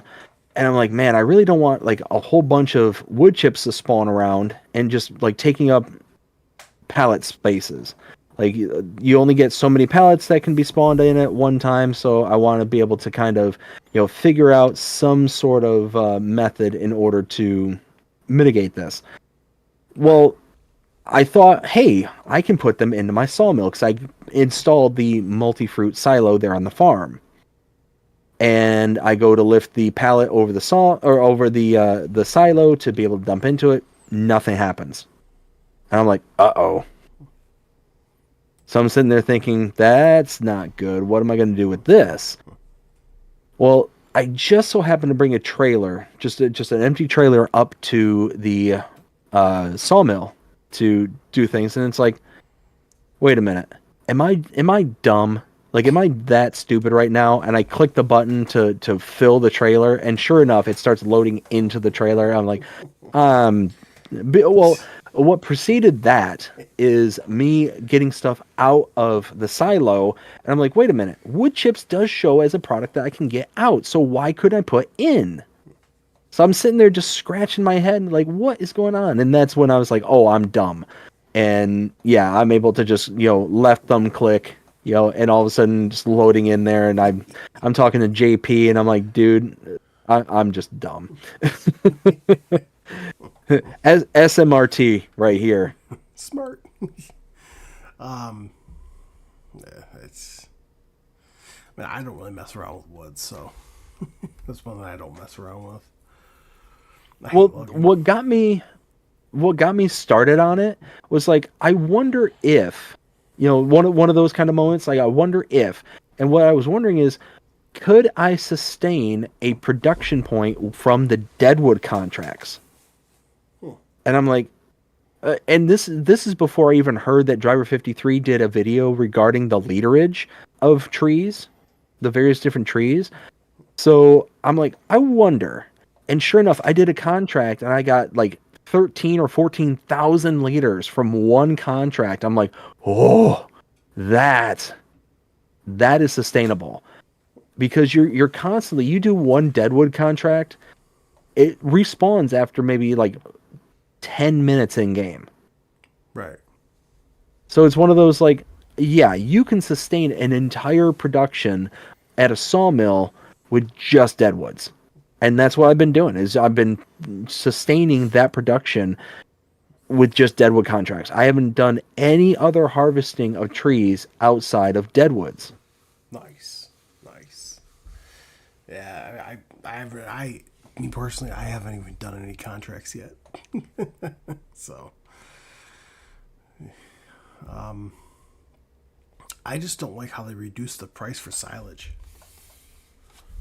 Yes. Well, one thing that always drives me nuts, and maybe you can explain this, maybe you being the FS Encyclopedia, I'm hoping somebody knows the answer to this. Why is it? Let me bring it up on my screen. I need to go to the prices per 1,000 list. So why is it that when we look at the prices for all the various products and whatnot, you've got straw that can be sold on the game that I'm on right now. The high point is $90 for the straw. Right. So high point, $90 for straw. For silage and hay, let me find those. Where is silage? There are times I love that they alphabetized all this, and there's other times that just drives me up a wall. I absolutely love it.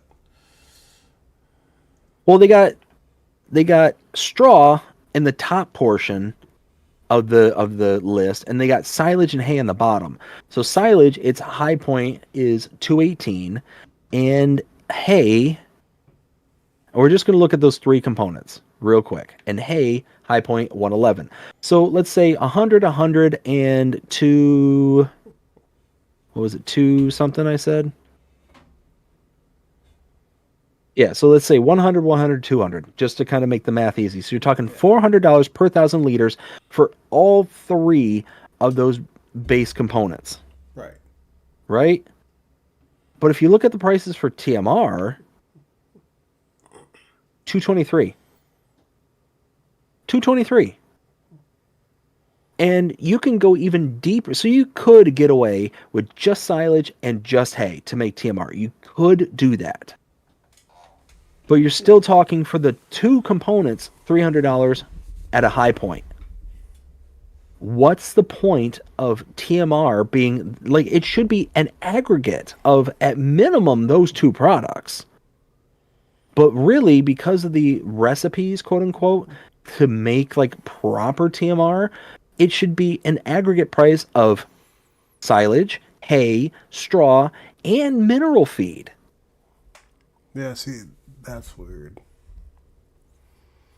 See, I don't... Like you know what I'm saying? Like that just to me like makes absolutely no sense whatsoever. So you're barely getting a price increase from just the silage. Like you're barely above board on silage. You throw in any of the other components in there, and now you're taking a loss for that product if you were to sell it. Right. Yeah, I mean... anyways, that's rant over. That's a question for Giants. So I have no idea. Well, and there were other mods in like FS22 that took that into account and bumped up the price. I forget what it was called. I think it was like the Forage Pack or something. It was a series of sell points and buildings that you could install, and they increased the price accordingly, which again made sense. It doesn't make sense in base game. It never has made sense in base game. Right. Dude, your guess is as good as mine. When it comes down to that. Well, again, you're the FS Encyclopedia. You're not supposed to have guesses. You're supposed to have knowledge. Oh, okay. I do have knowledge, but I didn't make the game, so I don't know.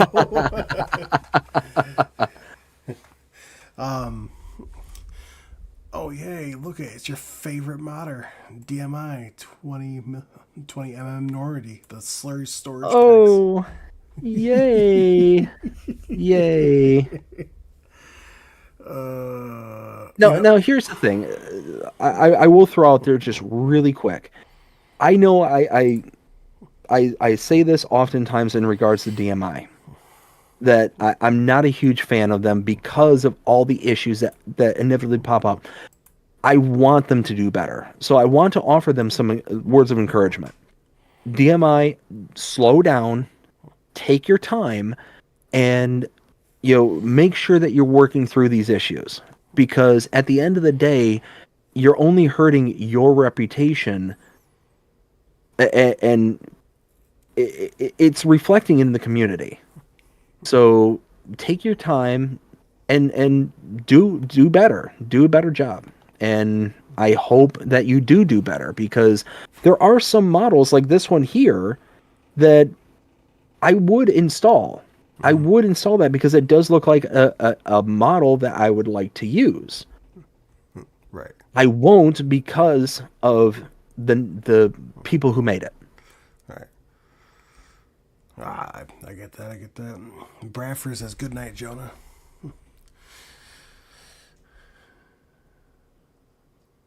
Oh, and yeah, so I'll catch back up with that here in just a bit. But go ahead. And the next one is the Old Farm package, also by the exact same, by DMI. Which, again, it's... Oh, go ahead. It's all I gotta say about this mod is, like, why would you... Okay, you put 2 sheds in here. But the 2 houses, you can't even do anything with. Like, you can't even enter them. Like, one of them, yeah, it has a garage built in the back of it. The other one looks like it has a garage, but you can't even go in it. It's just... Yeah, so again, it's that very specific style that DMI has. They have that Dutch kind of style that they pretty much exclusively stick to. So that by itself, it's very rare when I find a mod where I'm like, oh yeah, let me get that, because I would actually want to install it for the aesthetic appeal to it. But I mean, this one, it's so hyper specific that unless you're doing a Dutch style map, it's not going to fit anywhere on any other map. Right, right. Yeah, I 100% agree with that. Now this next one, the American Farmhouse from Omatana. Done it again. Now, yes, it is 51.34 megabytes, but it comes with 4 different... It comes with the exact same house, but in 4 different styles. Now, isn't this the house that has a bit of a backstory to it? So this house, ladies and gentlemen, is DJ Goham's old house, which I mean, it's not an exact like an exact replica, because now if I go back to the picture here with the garage was not like this. It was actually the garage was underneath the house because it was like on a hillside. So if you walked out so right here. So if you walk out the back side, there was no porch on the back. It was literally a drop off. It was a 2-story drop off. So I mean, there were some things that had to be done to it to make it work in FS. Yeah, but I mean, again, even though this is 51 megabytes to install, it's a big model. It's a highly, highly, highly detailed. It's enterable house. Like it's not one where it's just a building and a trigger. Like that's it. Like there's tons of detail. It comes with multiple styles and multiple models. Like it's one of those kind of things where the size of the file is justifiable to a lot of different people. There might be some holdouts out there. It's like, there's no way I'm going to be able to, or I'm going to want to install something like this because it's a huge size kind of thing for what you're getting. But all the features, all the bells and whistles that you get for it, you can very easily justify and rationalize being able to install something like this. Right. I mean, I have it installed. I mean, it's an enterable house, and it's an American style house, which is absolutely fantastic. So I mean, props to that. You know, absolutely fantastic. Now, the last mod that came out, which actually was an update to the natural water, rivers, and ponds by Moon Knight, which it is it's changed to 1.0.1.0. The colors of the water have been slightly adjusted to improve the visibility of the water reflections on the consoles, which is fantastic. The water planes now contain the new water dynamics. So this model before this update was absolutely amazing because it just offered the ability to really integrate a key feature onto maps that without it really wasn't available to us unless you had a map maker similar to like an Alien Gym who made a water plane where you could dig down deep and eventually expose the water plane. Right. Like having water on your map, wasn't possible before this. Right. As far as I'm aware, this makes it to where you're able not only to create a body of water, but you're able to actually make very intricate pathways of water. So it's really a nice mod if you are looking to have some kind of water feature available to you, and one that I highly, highly recommend. And now it has been upgraded to the nth degree because it includes the ability to have the water dynamics, the splashing, the rippling within the water plane itself. That's huge. Absolutely huge. Oh yeah, 100%. And for those who aren't familiar with what I'm talking about, I'm actually just down the street from a body of water. Like if you're watching this and you're not like familiar with FS25 or anything like that, it's one of those where here in the most recent iteration of FS25, we are now able to plow through water like this, and you can see all the splashing and the ripples in the water. That's now available in that mod, in that natural water river and ponds pack is the kind of natural rippling that you would see as you drive a vehicle through the body of water. So that's huge. That's an absolute game changer in my opinion. And again, we discussed this last time. I'm not one to throw that around. Right. I get you.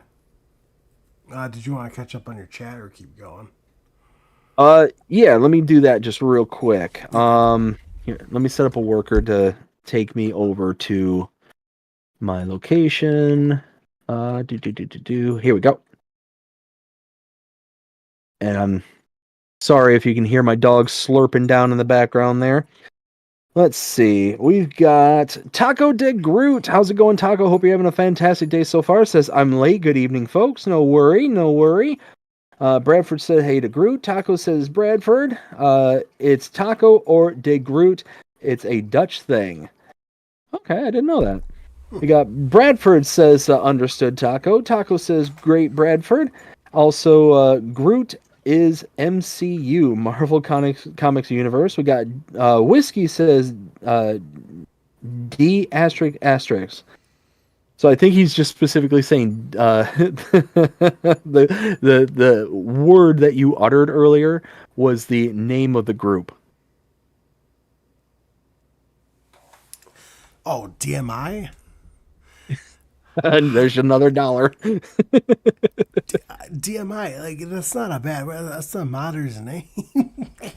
I think he's making a joke. Oh, okay. Let's see. Ken says, he gets the more colorful word. I think what Whiskey heard, LOL, even I didn't hear that, LOL. Crimey River says, is this a new map you're on playing tonight, BD? So this is Zelonka. So for the Agribusiness Tonight show that we're doing here on Sundays, I play in the background this specific map. I've got the Let's Play series going for Riverbend Springs, and for the live streams that I do, that's on Hutan Pantai. So that's kind of how I've got this all broken out now. Taco says to Crimea River, this is Zaylonka. Crimea River says thank you to Groot. Groot with a thumbs up. Jonah says, I have to go to bed. If you do it, let me know and I will hit you up next stream. All right, bud. I will definitely do it and I will have it on stream so that way there is proof of it. We got Crimea River. Crimea River says good night to Jonah. And yeah, Jonah, hope you have a fantastic night. You take care and we'll see you again next time. Again, Jonah, also saw your stream earlier, was enjoying what I could see, and I hope that we get to see more of it. Yeah, right. It was lagging for me. I enjoyed it though. Same here. Yeah, it was lagging for me, and he was explaining that it was something to do with his internet. So hopefully he's able to address that, and we'll be able to see more. Whiskey says, see you to Jonah, and Bradford says good night to Jonah, and we're good. Perfect. Well, that's it for mods. So now we're going to move on to news. Sure, there was only one day that we got mods, but there has been a whole bunch of news. Oh, yeah. Now, as you know, because I don't want to use that term because I don't know how they would take it. I've been uploading a whole bunch of news to my page. The very first one, which I actually just shared 12 hours ago, is from A-Dub Modding. I'm glad that people now can see this. So he says, time for another small little mod here. Is the Pecan LR290 roller that's still in the early stages. But it is a roller, and I believe he's also making it's like a Pecan scraper thing for the bag. So, which I think is awesome. Yeah. Well, and that's the thing is, oftentimes some of the best mods that we get are just those small little things that just makes it just that much more convenient and makes the level of entry just that much lower. Because again, a lot of us start from scratches or new farmer mode where the money and the sources of income are extremely, extremely limited. And those little things that we get our hands on really help a ton, moving into the future and stuff. So one of those where, it's really helpful. Right. No, I hear that. And that actually speaks to the next mod, which I actually shared 12 hours ago. It's also from A-Dub Modding. Not much more to go, hopefully, but it is his John Deere. It's his John Deere Model 34. It's a manure spreader, small. Has an 8 meter working with, 9 miles an hour, requires 20 horsepower, and it holds 6,000 liters. It only costs $3,250. Yeah, so for, again, a small farm or somebody who's just starting out and wants to use a manure spreader, this is perfect.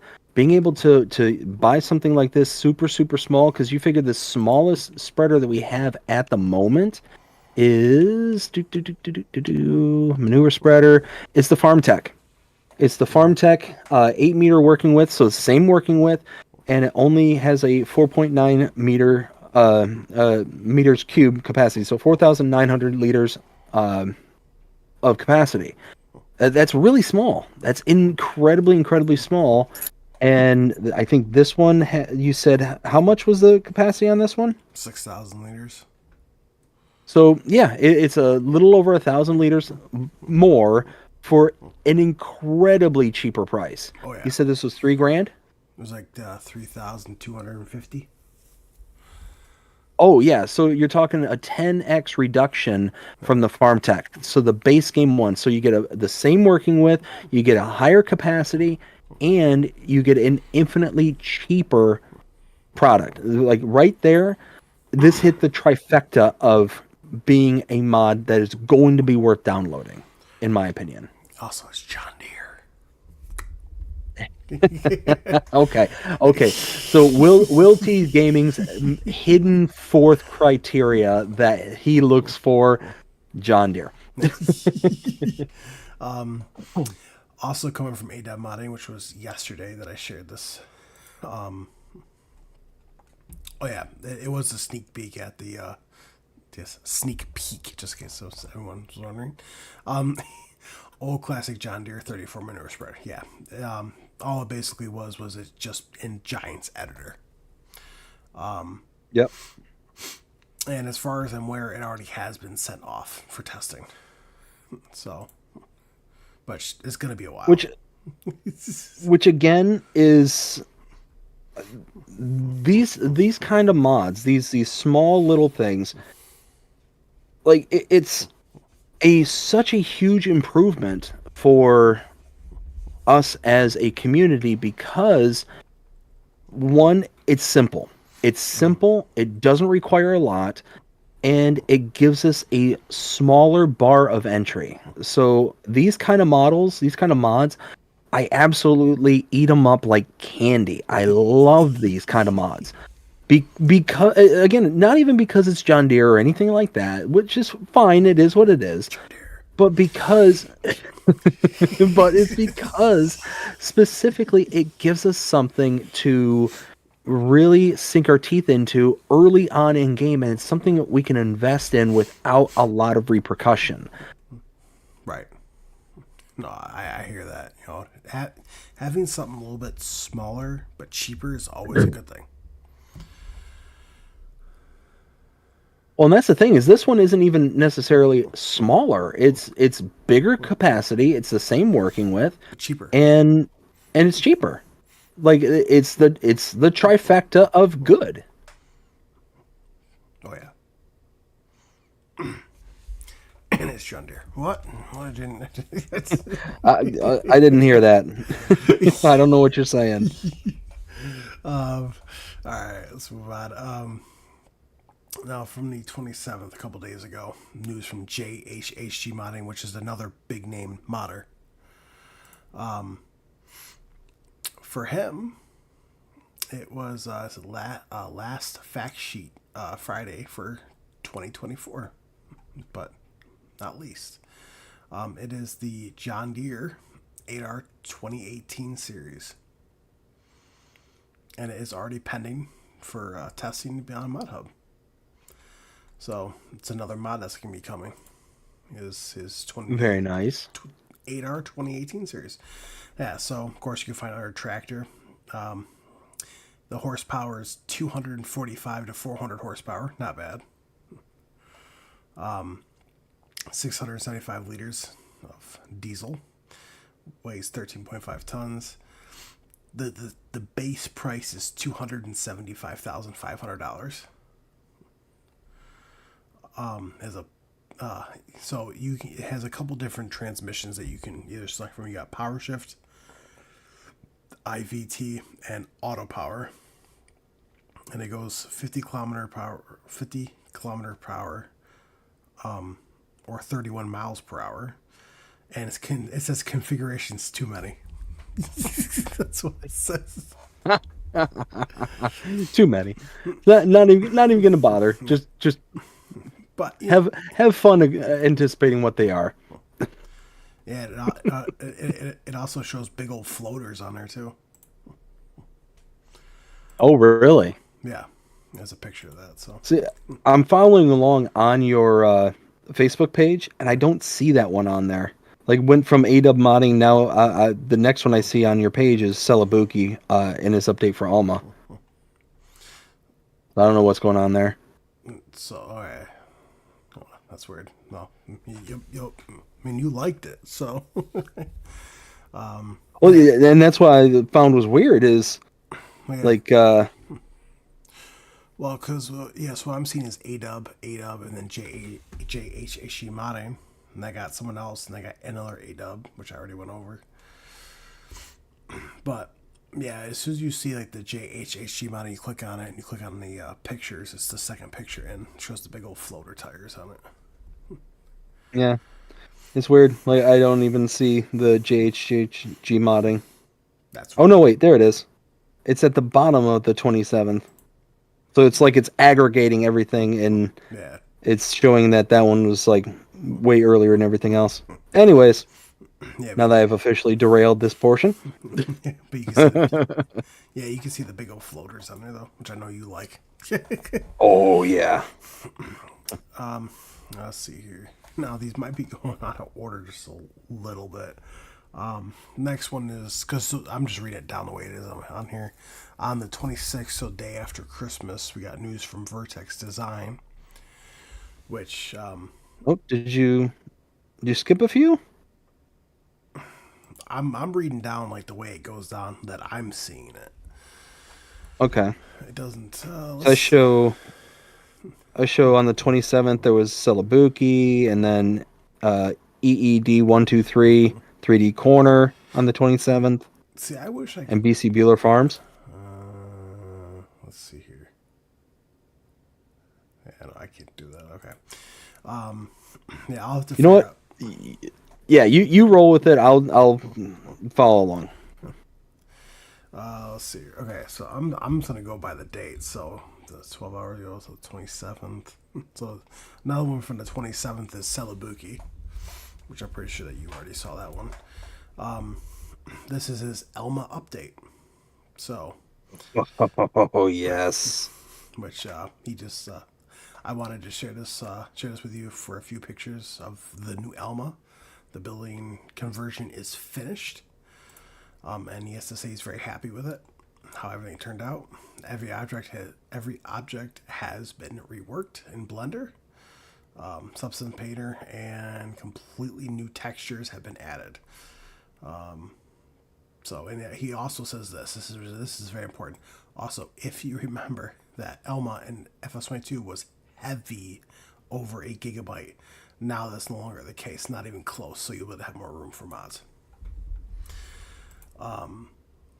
Which that by itself is absolutely huge. Like Alma was an amazing map for 22. It was absolutely spectacular. Yeah.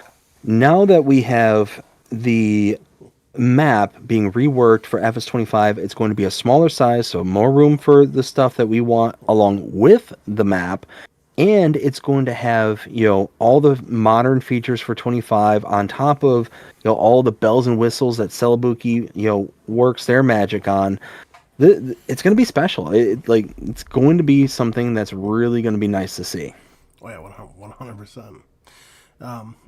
It also says now it's time for ground painting work, foliage, placeables, sales points, and productions. I haven't decided which productions I will include because there are already a lot of new ones that came with the new game. Stay tuned. I mean, yeah, there are a whole bunch of pictures that he did put up, and all these houses look absolutely fantastic. Yep. So, yeah, and there's a tons of pictures on Wilty Gaming's site there on his Facebook page, and yeah, the pictures of the houses are just incredible. They're highly detailed. They're very, very that kind of Midwest style that would, obviously be indicative of an Alma, Missouri location. It's just, you can tell that Celebuki has put a lot of time and a lot of effort into this map, as they did in the year previous. I mean, it's going to be a good map, full sentence stop, but then bring all the modern 25 bells and whistles along with it. It's going to be nice. Oh yeah, 100%. Let's continue down. Now we have we're still sticking on the 27th of December. So the next one that we have is from EED's 123's 3D Corner. That's a mouthful. Right. I'm not going to read all this because there's a lot to read, but basically all he's stating is that this is going to be the last post he's going to make for this year.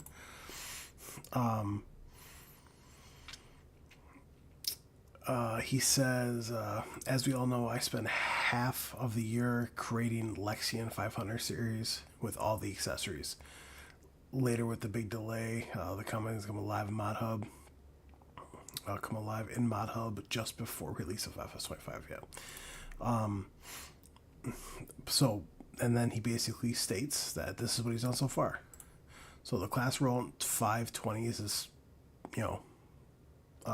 it's my first model that that is already on the Mod Hub. It's the class roll that came out from him.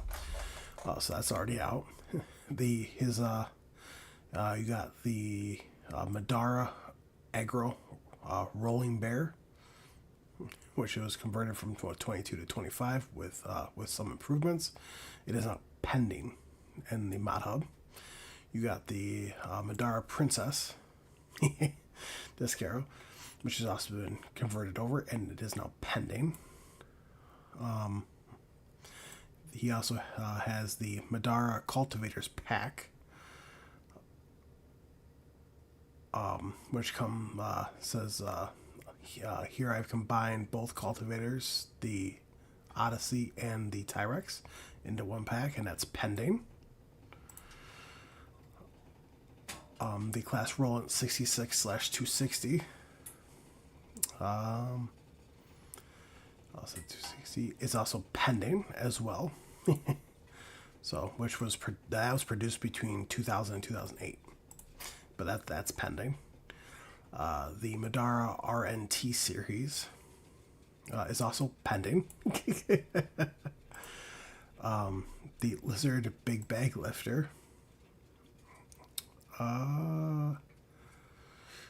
It says Wasn't the Big Bag Lifter the one mod where it basically had the quick grabs on them, like the straps, and it like would sway? Wasn't that what that was? So there is a picture up on this paragraph of it. I think that's the one.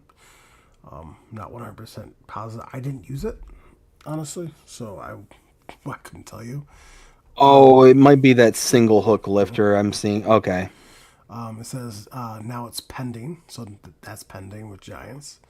Then the Lizard RSD4 trailer, which is the Alina trailers.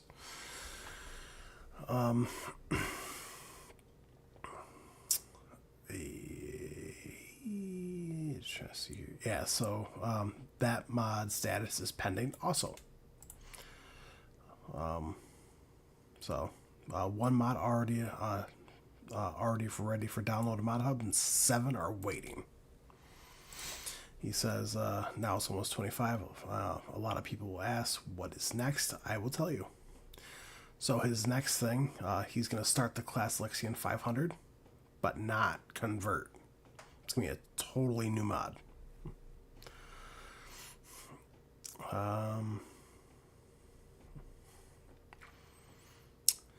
After the Class Lexion 500, he'll be making the Class Lexion 400 series. Which I'm not going to read that because there's a bad word in there. Yeah, so my schedule for combines is one per month, or no, one mount per combine. So, series number 3. Says here will be time for Jaguars. So it sounds like he's going to be converting over his Jaguars. Nice. I mean, it really sounds like that this modder is just really banked on a lot of different mods that they brought from the previous iteration to now current iteration, and they've got a load more in the pipe. Because, you said there was like 7 already pending from this modder. We're going to be inundated with a bunch of their stuff here very soon. Oh yeah. Which is a good thing. Yeah, Giants probably have over 1,000 mods to be tested right now. So there's no more testing lists, so I don't know. Let's see here. Also coming from December 27th is from BC Bueller Farms.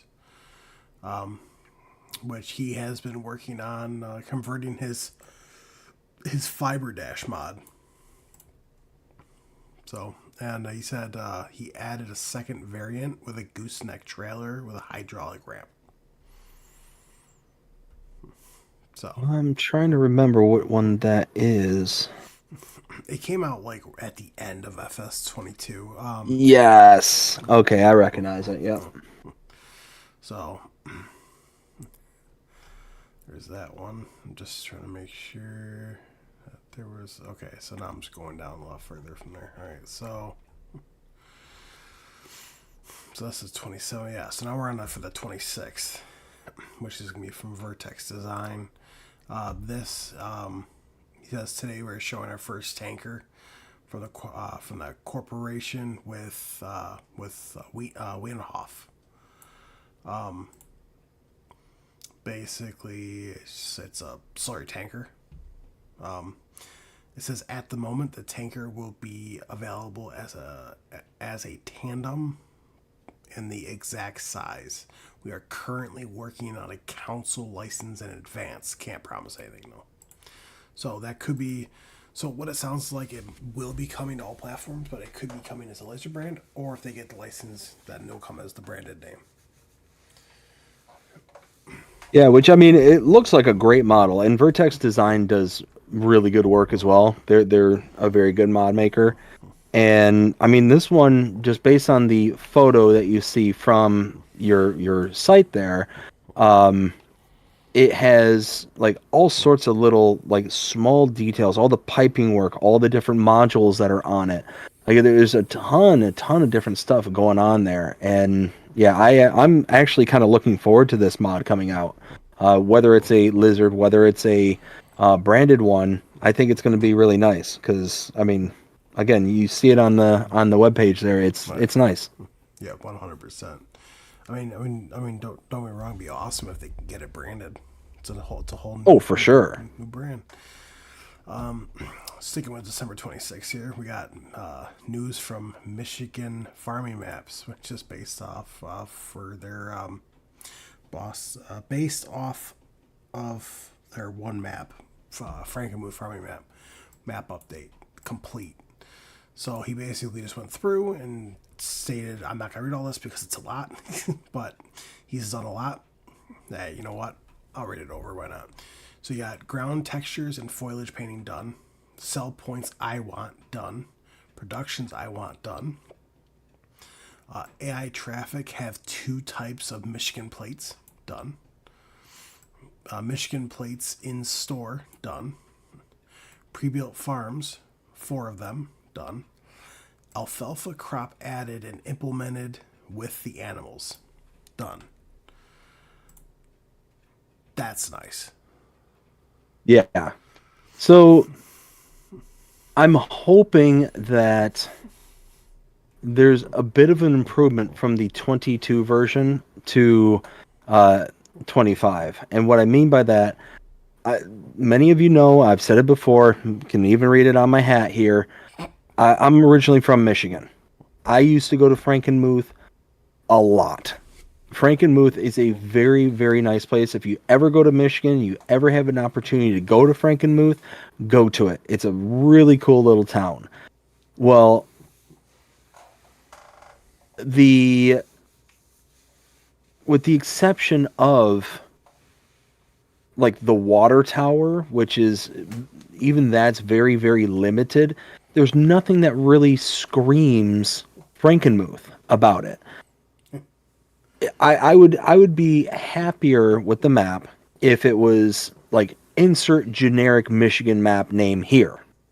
That'd be fine. That'd be totally fine because it does do a decent job at representing the kind of topography that you would run into in the state of Michigan.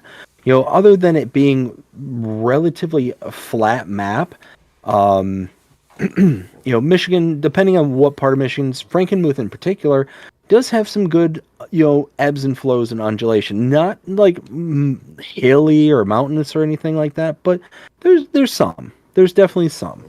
But I just feel like it just kind of took from the name and didn't give any of the characteristics of Frankenmuth. And for most people who are, especially people who are not from Michigan, who've never been to Frankenmuth, you'd never know the difference. You'd never even know, and most often wouldn't even care. Most people wouldn't care. Like, the only reason I care is because I'm from that area. I've been there many, many times, Right. and I just don't feel like it does a huge service. Like, it's a good map. Just, that's my 2 cents. It's all right. Well, I guess we'll find out when it comes out. Yeah, like I said, I hope that they add just a couple, like, some flair. Like, I know that they can't put in like specifics and things like that. Like, that I understand, but there's little winks and nods that you can do. You know, Bronner's one of the biggest things there in Frankenmuth is a store called Bronner's. Bronner's is a dedicated 24/7, 365 Christmas store. It's absolutely gigantic. It's massive, this store. And it's pretty well known, throughout that area. And my wife loves Christmas. She absolutely adores it. When I took her here, she was like a kid in a candy store. Like, it was, and you can spend hours at this place. Having just a little wink and a nod to probably the biggest thing in Frankenmuth would be appreciative. It's a very German descent town, obviously, Frankenmuth. Having a lot of German architecture throughout the entire town. Not just kind of an American Midwest style either. It's specifically like designed their buildings and businesses in that kind of I think like Franco-German style. Again, that'd be something to be added and be nice. But long story short, that's how I feel. There are also destroyable rock missions done, wood transport missions done, deadwood missions done, wagon builder implemented done, updated houses done, farm fields done, 280.23 hectares or 692.5 acres. U.S. flag ball wrap. I think that's supposed to be bale wrap, because I remember that's one of the maps that Taylor Farms did where the bales had the Michigan or the USA wrapping around the bales themselves. Oh, okay. Nice. That's actually interesting. Partially complete. They are on the alfalfa bales, cannot completely fully due to Giant's way of calling the XML.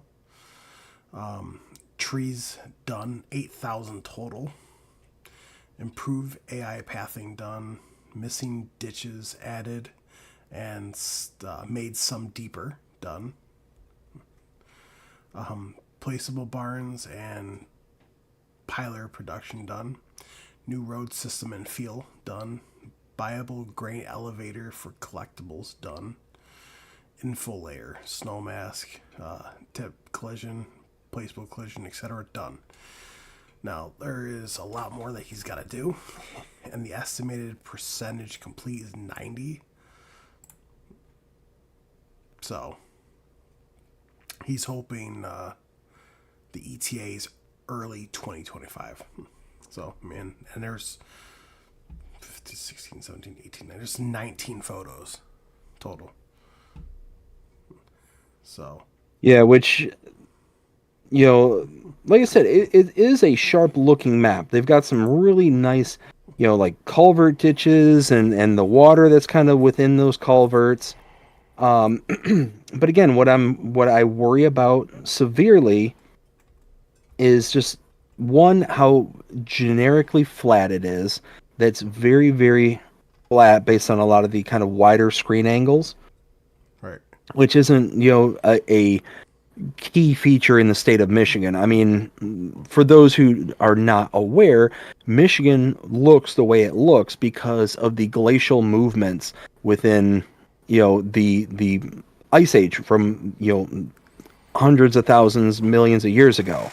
So there's tons of lakes, there's tons of cuts into the ground, there's tons of hills, tons of undulations and stuff like that all throughout the state. It was at one point covered by glaciers. So it was a key way in which the state was kind of formed. Same thing with like the Great Lakes and all that stuff. That's why it's, the Great Lakes state is because of the glacier movements from way back when. So it being a severely, severely flat map, again, because I'm from there, doesn't make sense. And then you look around, but again, there's a lot of cool little features and a lot of cool little things that would make it a very nice generic Michigan map, or just a generic map whatsoever. Right. The pretty blue water tower that's in the city area. That's there are water towers in this state or in the city of Frankenmuth. And if I remember correctly, there are ones that are that kind of pearly blue. That's kind of the state color in, they've got like mottos and stuff painted along the side of that one. It's like, I forget what the motto is, but it's not important. Long story short is I hope that they put a little something, a little oomph into it. I get you. Yeah, I mean, the FS22 version wasn't awful. I mean, it wasn't my favorite map to play on. Alma was definitely way better. Yeah. Bradford says they need to spell check before they post Michigan Farm. All right, I'm moving on from here because I had no news on the 25th. So there's that. Of course, it's Christmas. Do you mind if I catch up with the chat real quick? Yeah. All right, so we got Taco says the mod hub is incredibly slow with mods. I downloaded a lot of King mods. No problem till now. I have old tractors, bison harvester spreaders with lime and fertilizer with high capacity. Nice. We got Crummy River says, I can't wait for Alma to be available for download. Yeah, Alma. Celebuki does an amazing job. Celebuki, full sentence stop, amazing job. I am looking forward to Alma severely because of how amazing it was in 22. Seeing all the things that Celebuki has posted on his Facebook page and all that stuff, and that Will has reposted, it just looks incredible. Like I said, if you haven't, go to Will T Gaming's Facebook page. Follow his content on there, his posts, and you'll see exactly what we're talking about here. So you'll see all these various different, postings and all these things, and you'll see the pictures that are associated to these posts that we're talking about. And Alma, just the details and the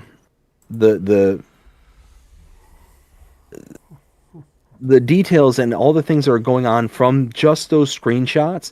I mean, just really make it to where I'm excited just from a couple of screenshots. So we'll see how it all goes. I'm excited to do another farm build. Oh my goodness. Well, there you go. That's going to be your 1 million cow farm. And you know what was funny is somebody, I forget who it was off the top of my head, and a lot of it's because I'm pretty tired. But somebody's like, you realize that you're saying a different number every single time you tell Will about his cows, right? I'm like, yeah, I'm well aware of that. That's the point. Is that it just keeps getting higher and higher. Right. I think we started at I think we started around 10,000 as a kind of leap forward from your original 6,700 or whatever you were up to on Alma. Yeah. And it's just grown exponentially since then. We got Crimea River says, if they do the Valley of the Old Farm, I will be in seventh heaven. Oh yeah, the Valley of the Old Farm is absolutely amazing. Are you aware of whether or not I think that's Black Sheep Modding, if I remember right? It is. Are you aware of if they're doing that one? That's up in the air right now. I know that they're either debating on doing the Valley of the Old Farm or the Old Stream Farm. Gotcha. Okay. I mean, both of them are good, and really anything Black Sheep Modding touches is, practically gold. I've yet to find anything from them that I've been like, ew, like hold my nose kind of thing. Let's see. Hot Night, how's it going? Hope you're having a fantastic night so far. Says, hey, Sheep Poof.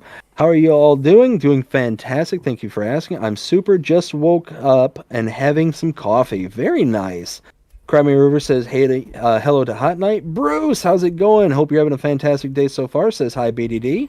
Hello, Bruce. Hot Night says, any said news map on FS25 we really need?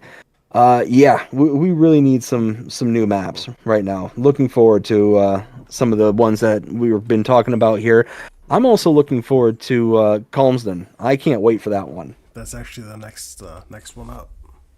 Oh, I'm jumping the gun. I'm sorry. Get back on track. Hot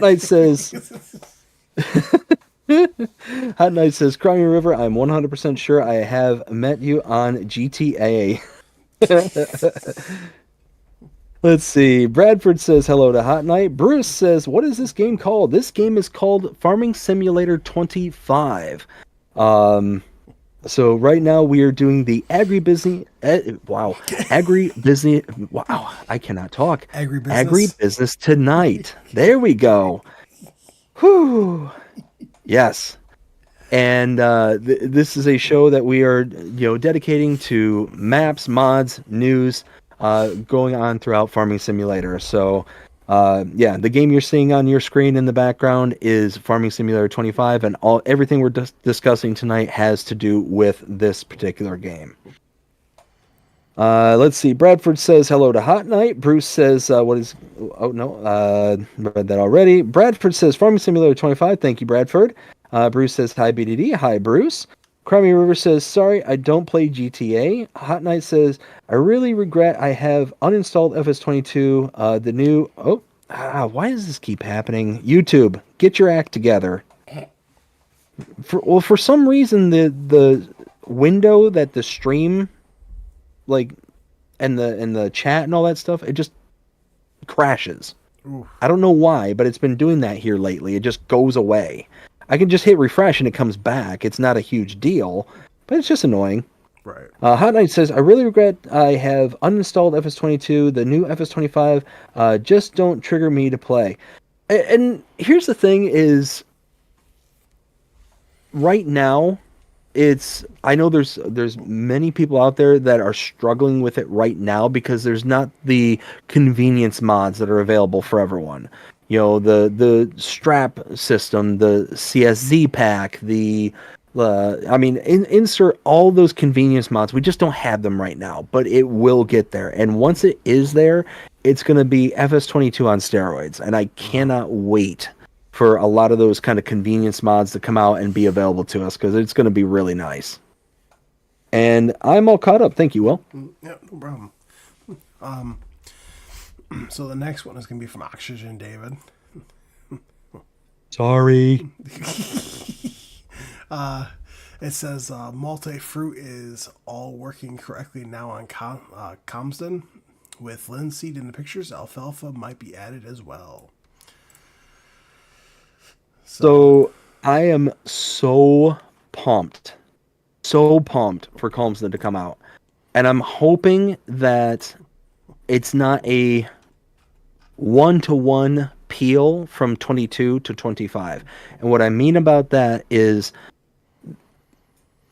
the 22 version came out at a moment in time where there were things going on in the world. I'm not going to go into a detail because of YouTube and all that stuff, but there were these signs that were posted all around, and it just kind of jarred you out of the gaming world and threw you back into the quote unquote reality of the situation that was going on at those times.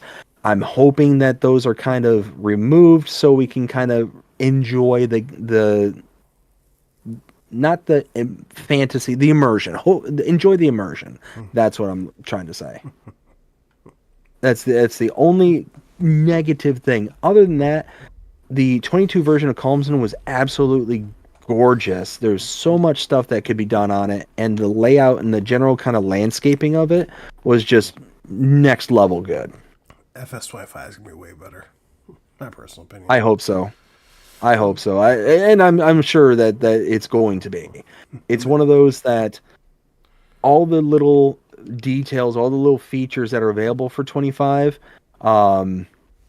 when being applied to any map, as long as the map maker is, doing their due diligence, I think is going to be, an upgrade, full sentence stop. Right. Well, I know that the pictures that were with that made it look really good. I know Scroft put out a like a little teaser trailer thing for it, gameplay trailer, which is awesome. Yeah, and I tell you what, that's somebody who doesn't get enough talking about. Scroft, in my opinion, makes some amazingly beautiful content, and like almost like movie quality. Like it's weird it's hard for me to describe it, but it's very cinematic in nature. How he sets up his channel. Well, go check them out, guys, if you haven't yet. Scruffed. So the next one is news from CMT Software, or AKA Smetty. Ready. He said, "I have a very nice surprise." He has a new. I like surprises. He said, "I can announce. I can announce corporation with the Netherlands brand tractor bumper. So it's a new brand coming. And it's coming for all platforms. Beauty. I mean, it's not a style bumper that I would use, but wait. No, but it's a new brand. It's one of those where, yeah, if we get a new brand, then honestly, I don't much have any bad things to say about it. Even if it's something I won't necessarily use. Anything new to us opens the door to so much other things than what is in the immediate. Like this manufacturer might make other things that could come later. Right.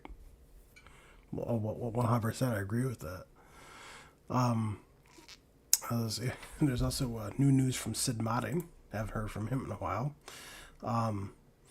He said Merry Christmas, and he actually has a new partner as well that's coming to all platforms. It's a High Ground Egg. So basically, what he's making here is the strip till fertilizer. So basically, he's just showing a 3D render of what it's going to look like. But basically what it is that it's a fertilizer injector. So instead of spreading it onto the field, you basically inject it into the ground. And it'll pop up just like, it'll pop up just like you would, if you fertilize a field, but instead of it's more precise, basically. So is that for solid fertilizer, or is it solid fertilizer? And I believe you can do lime with it too. That I'm still trying to figure out. So that'd be cool. I'm trying to think here. I wanted to show this off while I'm right here from Roughneck Modding Crew, because I know someone asked me to show this off next time if I ever figured out how to do this. This is the single axle semi and unbranded international. So that they're bringing all platforms like the dump truck. So I just wanted to show that off real quick. There is one other thing that I did not share on here, and I'm kind of bummed out that I didn't share it. Uh-oh. don't know.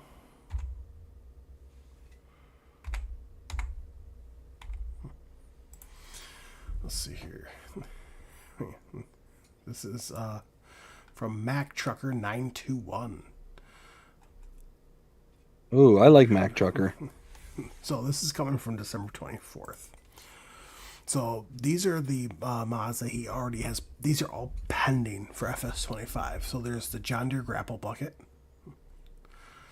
the Telehandler Pallet Fork, the Drop Deck Trailer Auto Loads Bales, the Auto Loading Bale / Combo Trailer, Extra Large Workshop, Bulk Buying Station, Grain Mill Plus, Solar Farm, Placeable Gas Station Pump, and Garage with Vehicle Workshop. So that's 1, 2, 3, 4, 5, 6, 7, 8, 9, 10. That's 10 mods he already has with Giants. So I just wanted to put that out there because that was one thing I completely forgot to share. But we are all so that's a good list right there. No. Well, we are all caught up with all the news. Unless something else dropped already that I'm not aware of, but I don't think so. But I know that's literally, we had one day for mods, and we had a lot of news though.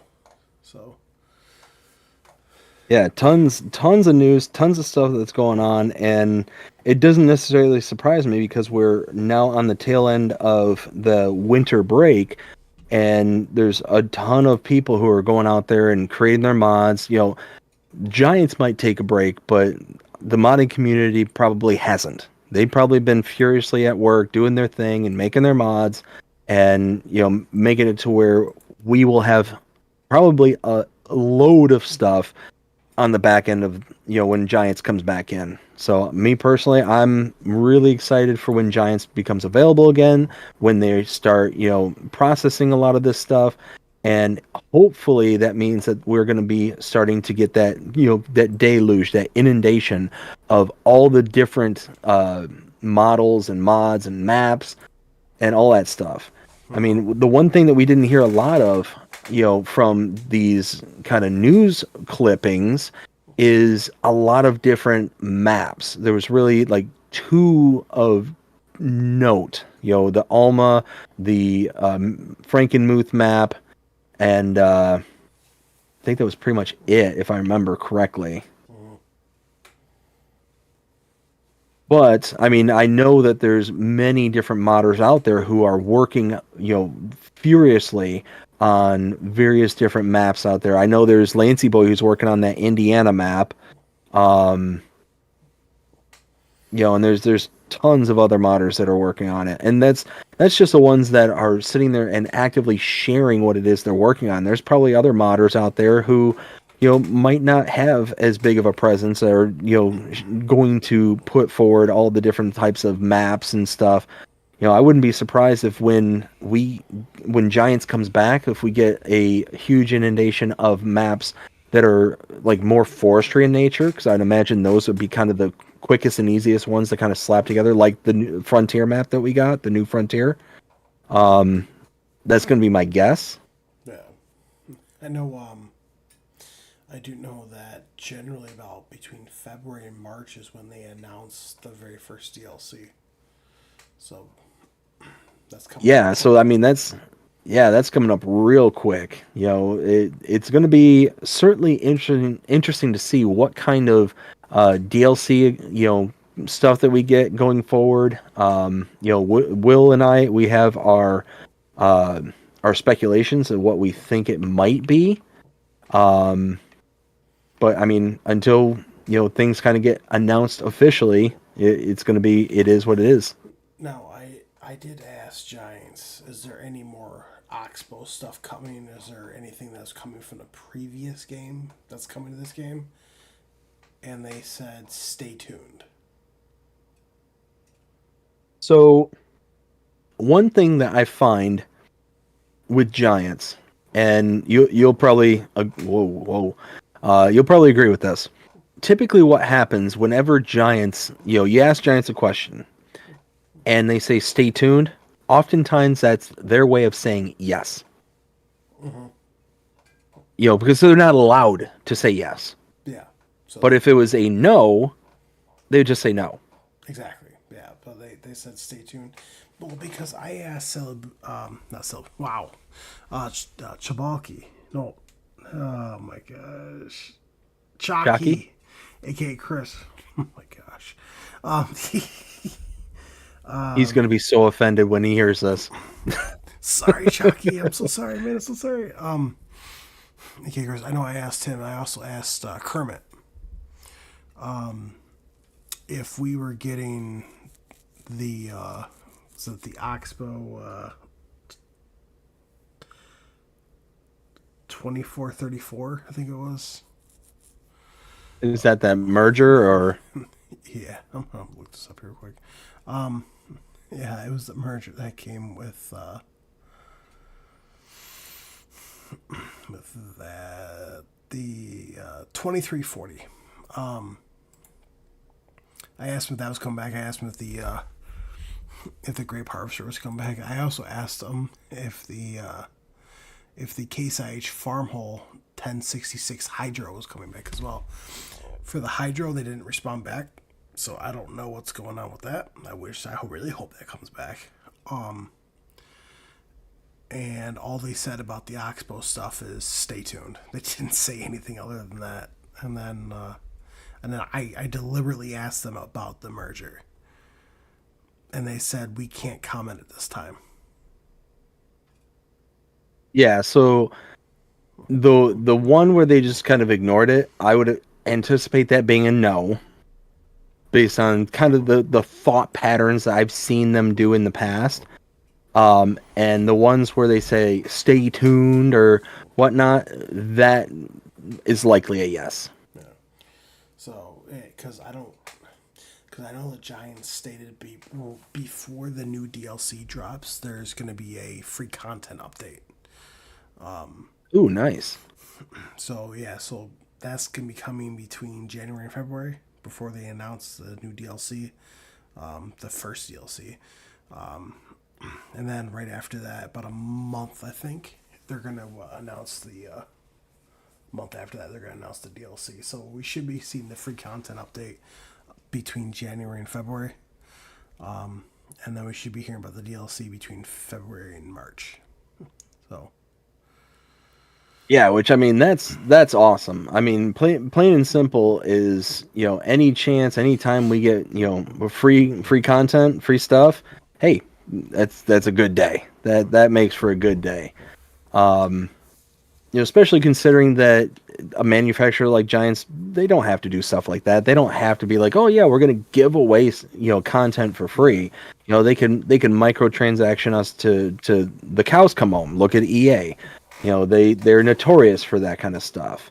But it's nice to see that they are one of those where they will not only stand by the product that they're producing, but that they will sit there and continuously, you know, make it to where the game itself is, you know, the most important thing. well, as far as I'm aware, for the free content update, is that it's stuff that they wanted to add base game, but they don't want to bring as mods. Say that one more time. So the free content update, all that is stuff that they wanted to add in the game, didn't have a chance, but they don't want to bring it as mods. So for example, like the class Axion Terror Track, we'll use that for example. And Okay. and the Bednar combo, both of those right there, you know, well the class was base game and the Bednar came as the premium DLC. Now they could have easily added those in or brought them in the free content update. Number one, apparently there's going to be 3 to 4 free content updates this year. And as far as where they decided, you know what, we're just gonna bring these as mods. So there are some things that they'll bring as mods, like these, and there's other ones that they'll just put out as a free content update. Now, the only other thing, Yeah. now when this free content update comes out, and I don't see the merger on there, my highly expectation or my thought process is that it's gonna come as part of a DLC again. So, I could see that. which I mean, I'm okay with. You know, I mean, I'm gonna be fair with you. That was the only reason why I really got that DLC, was just for that merger. So for those people who are not aware, that merger was like Will's like favorite item ever. And I'm sure that he was absolutely crushed when it did not make its return in base game. Dude, I gave it like 3 weeks, and when I still didn't see it in the game, I'm like, okay. So I ended up contacting Giant Software. I never heard anything back from them, and then I finally heard back from them, and they're like, stay tuned. That's all they said. So I mean, I asked DJ Goham, and he said he doesn't even know. Yeah. So, man, he knows a lot with Giant Software. You know, and he doesn't even know. So, Well, yeah, and that's the thing is, you know, when you're a creator as big as he is, you know, he gets a lot of the inside information that, you know, well, one, he might not be privileged to be able to share, or, you know, if he doesn't legitimately know about it, it's because they're keeping a tight lip on it and they don't want anybody else to know about, kind of thing. exactly. So it's one of those where, you know, especially if like your theory is that it's going to be a part of a DLC, then that is like really kind of tight-lipped stuff, where like they'll only say it to a very select and specific group of individuals. See, it's so funny because I actually got into a conversation. Who was it? I just had a massive brain fart. I had a big conversation with somebody the other day.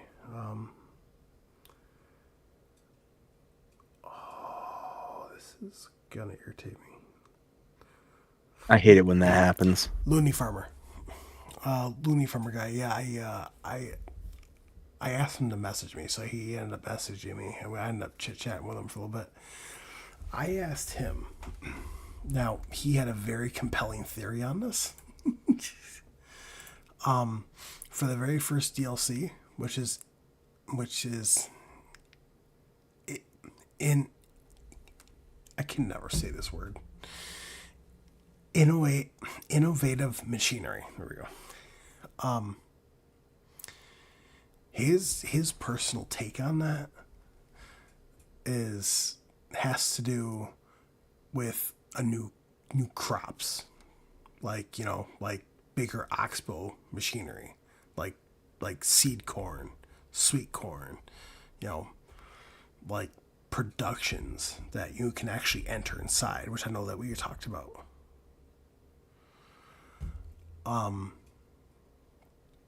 Now his performance on Plains and Prairies, his preference was big machineries. So he's thinking, and he said this, ready?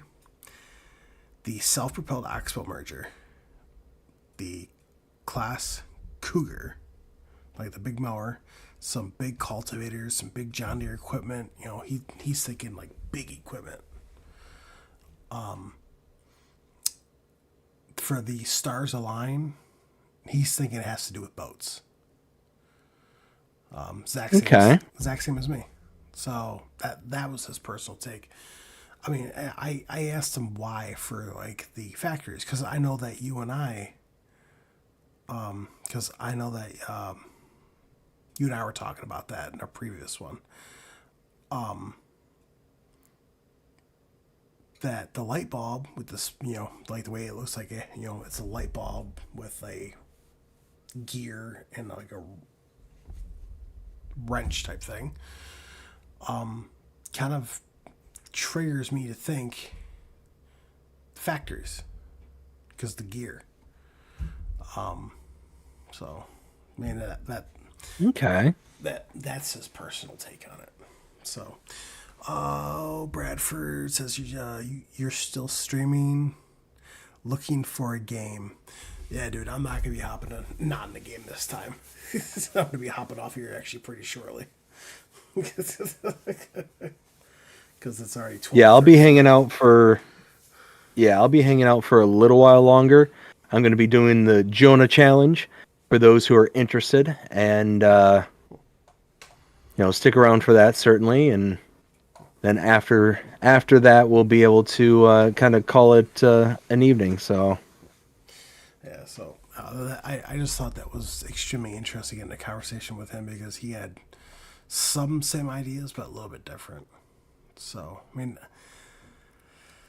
and the very last message I sent back to him was, I guess we'll find out. yeah, exactly. I mean, there's so many different things that you can kind of extrapolate from, like the various different pictures and insights and all that stuff. I definitely like the thought process of what he's saying. It's definitely interesting. Like he makes some very valid and very good points. Like, I know even Scroft was talking about this, and he thinks that the first DLC is going to be like enterable factories, like or more, Which that'd be pretty or like more in pretty sweet. factories. Like, not like beer, but like soda. Like making soda, making this, making that.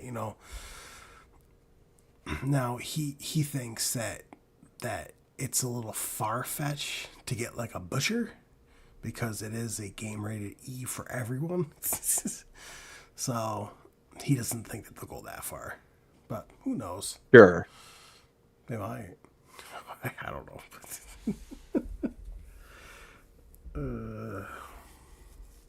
I mean, plain and simple is me personally, regardless of what it is that we get, I'm just excited for it. I think that Giants does legitimately try to make whatever content they bring forward, as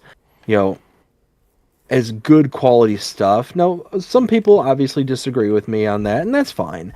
But it's one of those where, like, you look back at the DLCs that we had for 22. I mean, we had things like the Gavile pack, which I still like to use in 25. Some of the components here in 25, like the big stationary baler. That one I absolutely love. That one to me was a very, very nice addition to 22. There was things like the Hay and Forge pack, which again was a good one. It was certainly, it could have been, certainly better, but there was a lot of things, and a lot of the things that they bring with these DLCs is not even necessarily the equipment, but it's the excuse me. Sorry, I had to cough there. But it was like the features. Like, think of like the Kubota pack, and bringing the ability to have multiple people sit in the same vehicle on multiplayer, and things like that. That's a huge addition to the game. And for those who play multiplayer, it's nice to be able to have like a semi truck and have people like tag along with you in the truck, kind of thing.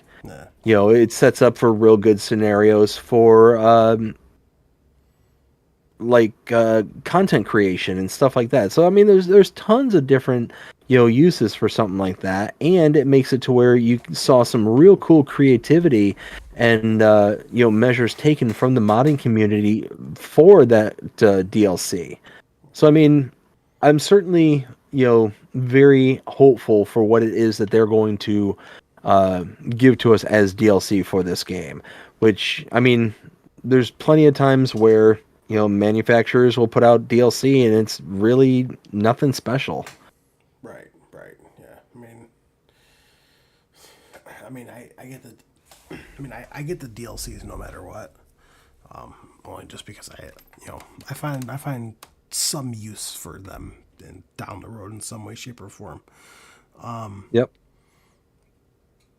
But I mean, like that Farm Productions pack, like the DLC. I literally found no use for that. Like, I mean, yeah, I got it because I got it, you know, so I could have everything.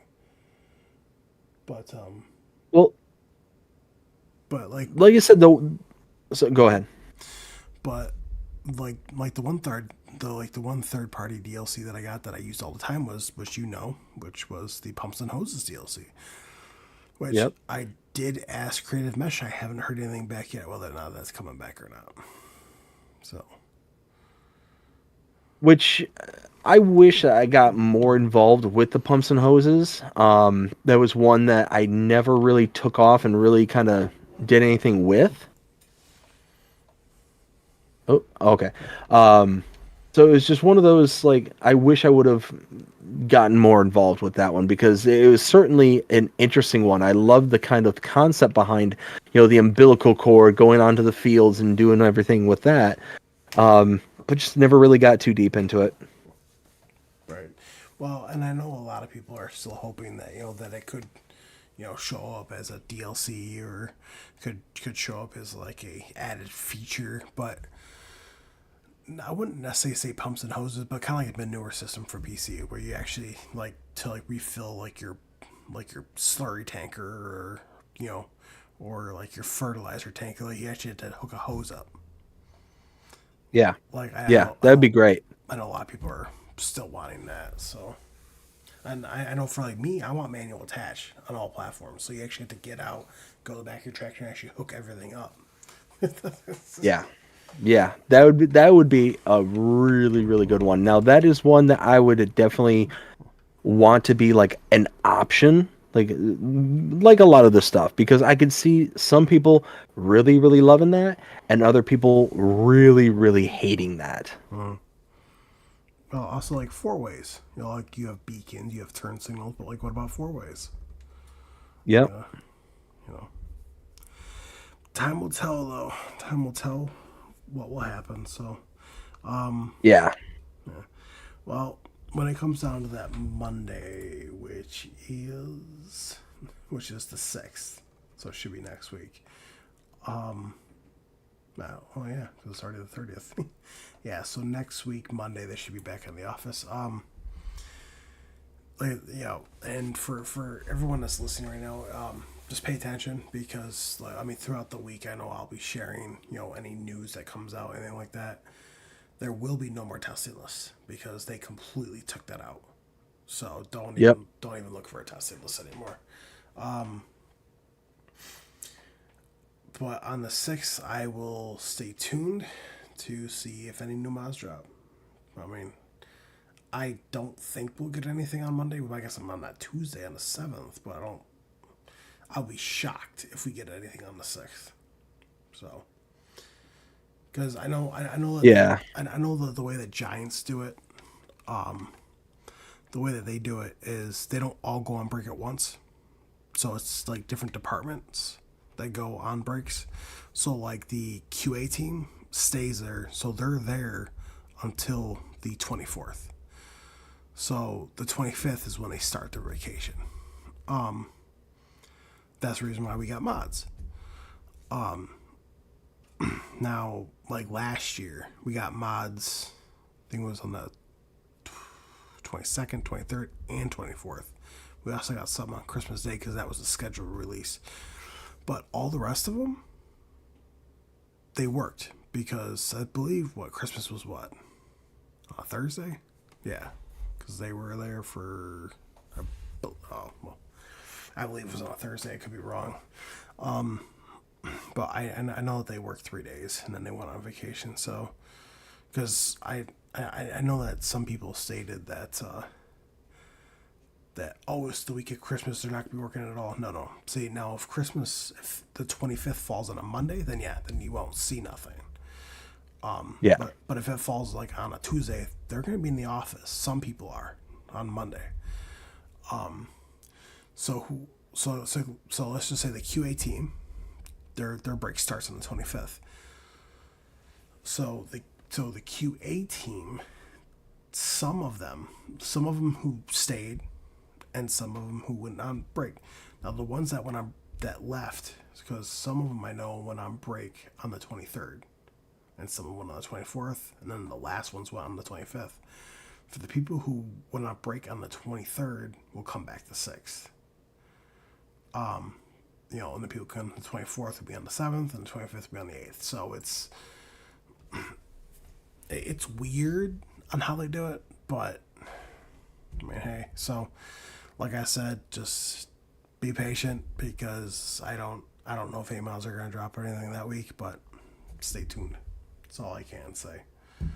So, well, and here's how I would put it: is I would anticipate not seeing anything until at minimum the Thursday or Friday after like everybody gets back, kind of thing. I mean, just out of like safety, kind of cautionary, betting kind of thing, because it's just one of those. It's better to just presume that we're not going to get anything until at least the 13th is going to be my guess. Like the week after the Monday where they're supposed to return. So I think you said it was the 6th when they all get back.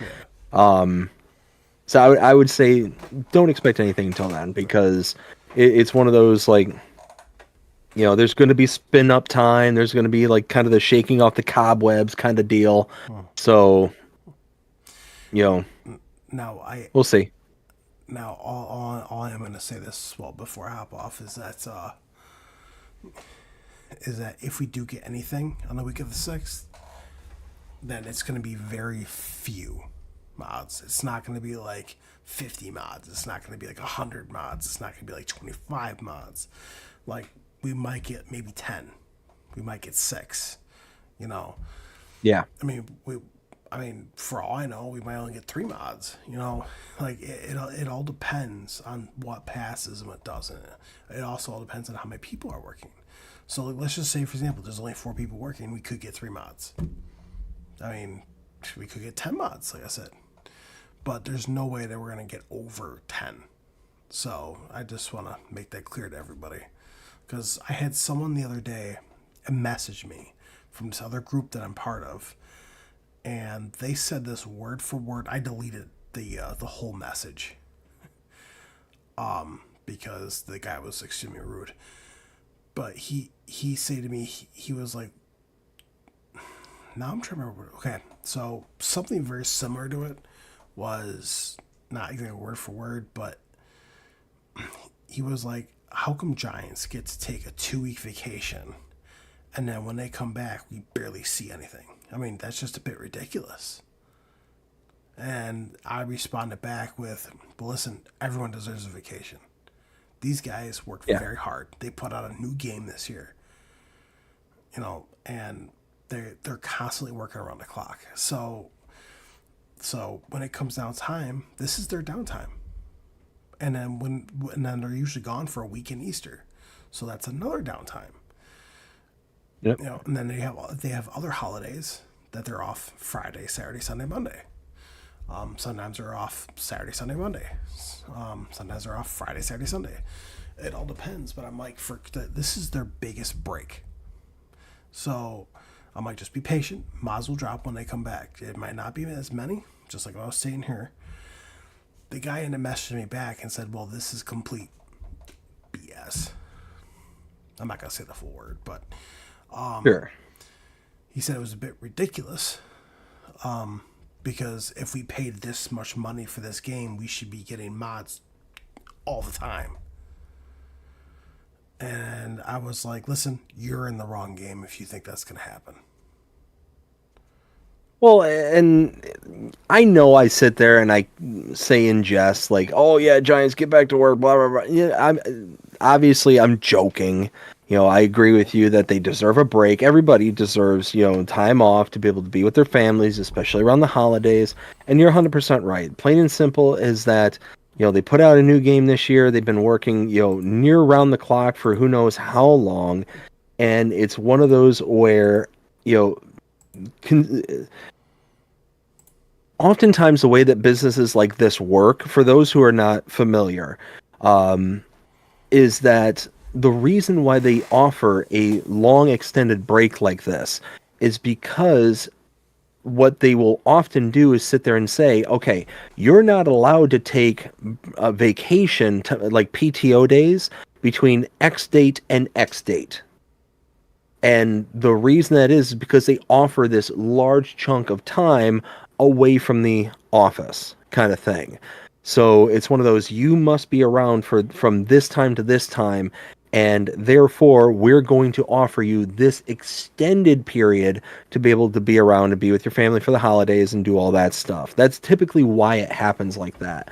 So even if they wanted to, they very often cannot take time away from work. It won't be approved to take off. Like, it's different if like somebody gets sick and they need to like be away from work because they're ill or something like that. That's different. But having like a planned, paid time off kind of thing, that often will get denied. And I'm speaking from like personal, like that happens to me and my company all the time. It's like, hey, we give you X days off for this, section of the year, but during this time of the year, you are required to be here. No PTO planned during this time. Like it's less effective for me, but somebody like my wife who works in like the operations department, like if she were to ask for PTO in like February, March, not only would it be denied, she would probably get in trouble, like for even asking for it. Like it's like the absolute busy season, and it's one of those like you don't even bother asking because it's just not going to be approved kind of thing. So, but they're so open and available and accommodating for every other time kind of thing, and they'll offer big swaths of time anytime else.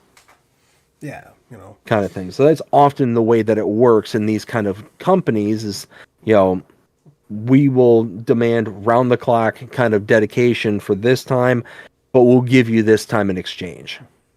Yeah, but yeah, I ended up just blocking them because I got rid of the message because that was just rude. And then I ended up posting in that page itself, if anyone makes fun of Giants, if anyone has a criticism, if you guys want to say anything, I will ban you. Simple as that, end of story. Yep. They put so much hard work into this, I don't want to hear anything. Now, Bradford, I'm seeing right here, says last year, December 25th was on a Monday. Thank you for saying that. I just went back through. So, December of 2020. So, the 25th was on a Friday. They worked the 21st, 22nd, 23rd, and the 24th. So, they went on break on the 25th, on that Friday. So, they were gone from that Friday until they were... Yeah, I'm trying to remember this now. So they were gone till the 11th. I remember that. So they're always gone. Always gone for 2 weeks.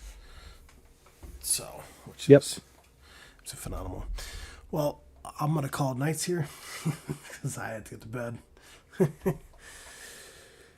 It's already 12:52 in the morning here. Yeah, it's getting late.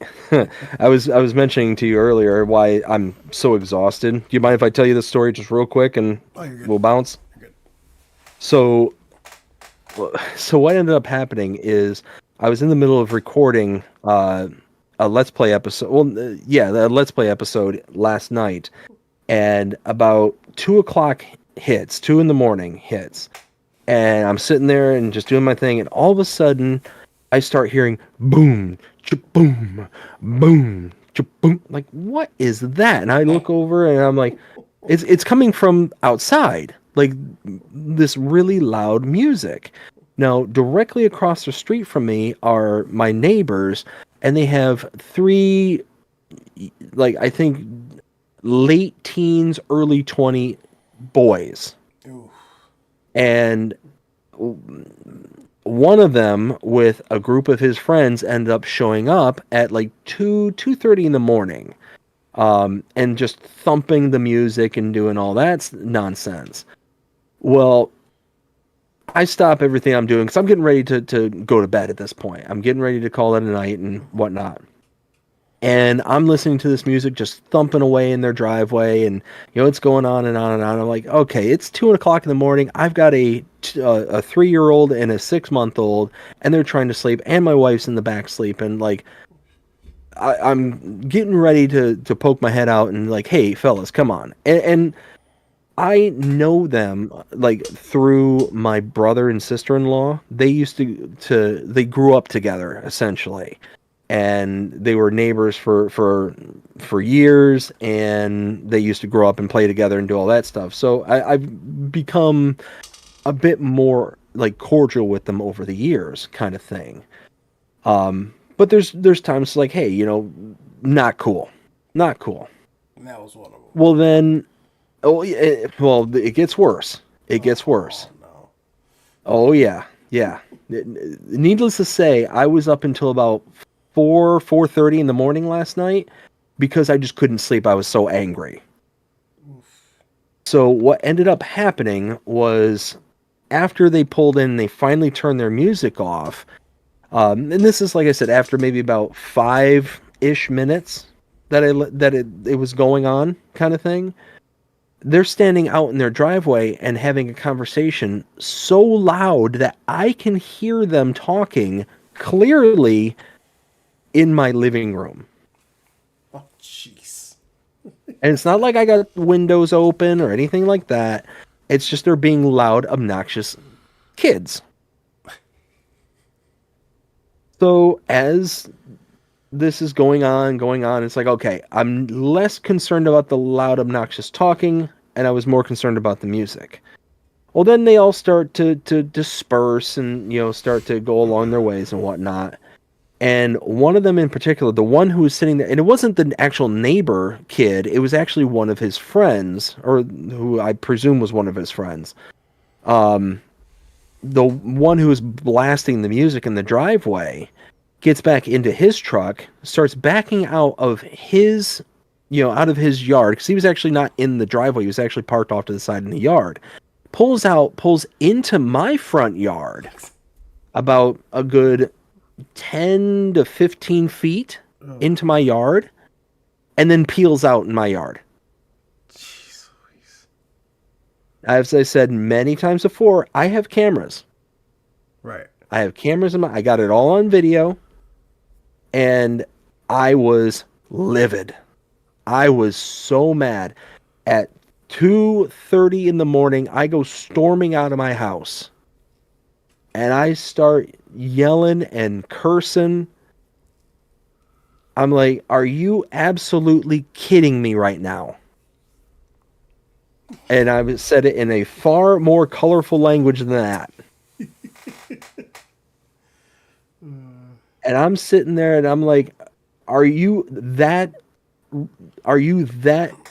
dumb to pull into somebody else's yard, to peel out and do something stupid like that? I told him, it's like, you realize you're on camera right now. I caught that all on camera. And the group is like, oh, sir, we're so sorry. And it's like, look, I'm not interested in your apologies because you're not the ones who did it. Right. And I'm just chewing into them. I am just so beyond upset at this point, to where finally one of them pipes up. It's like, sir, we're sorry. We'll fix it. We'll do this. We'll do that. And it's like, you know what? Don't bother with it right now because there's nothing you can do about it. But you better believe that I'm going to be talking to your parents in the morning. Did you? Because like I said, they're late teens, early 20s-ish kids. Yeah. And they're jokesters. Turns out the one kid the one who actually lives there, who's the actual child of the parents, he showed up drunk. Go figure. He was drunk, and according to him, he said he doesn't know who the person was. He doesn't which seems kind of far-fetched to me. It's like, why are you hanging out with somebody? Like, unless it's like a friend of a friend kind of thing. Right. Just seems a little bit far-fetched, but whatever. I'm willing to at least grant that.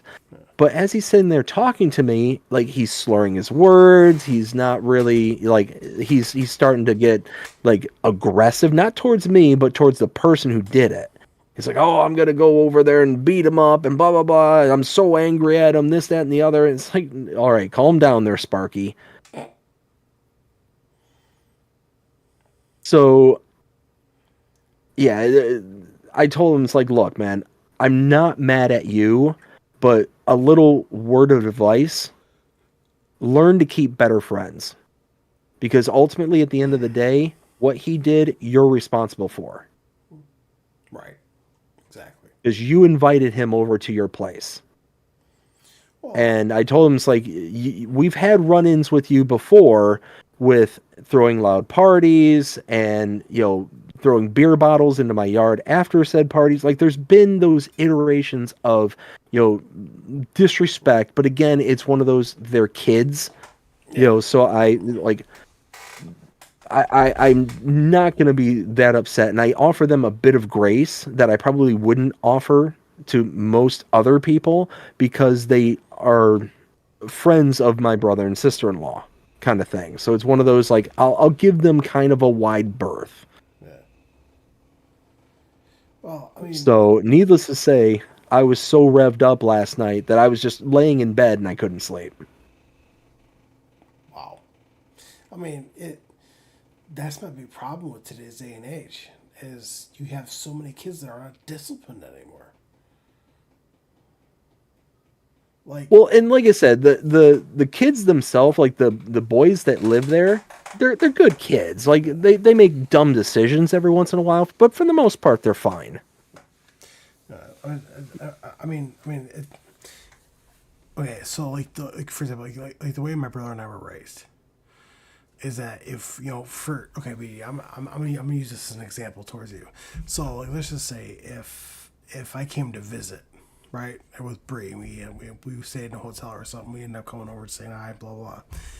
If something were to happen and I were to like break your chair, like for example, I would buy you a new chair because that's the way I was raised. I am responsible for that damage, and I'm responsible to replace it.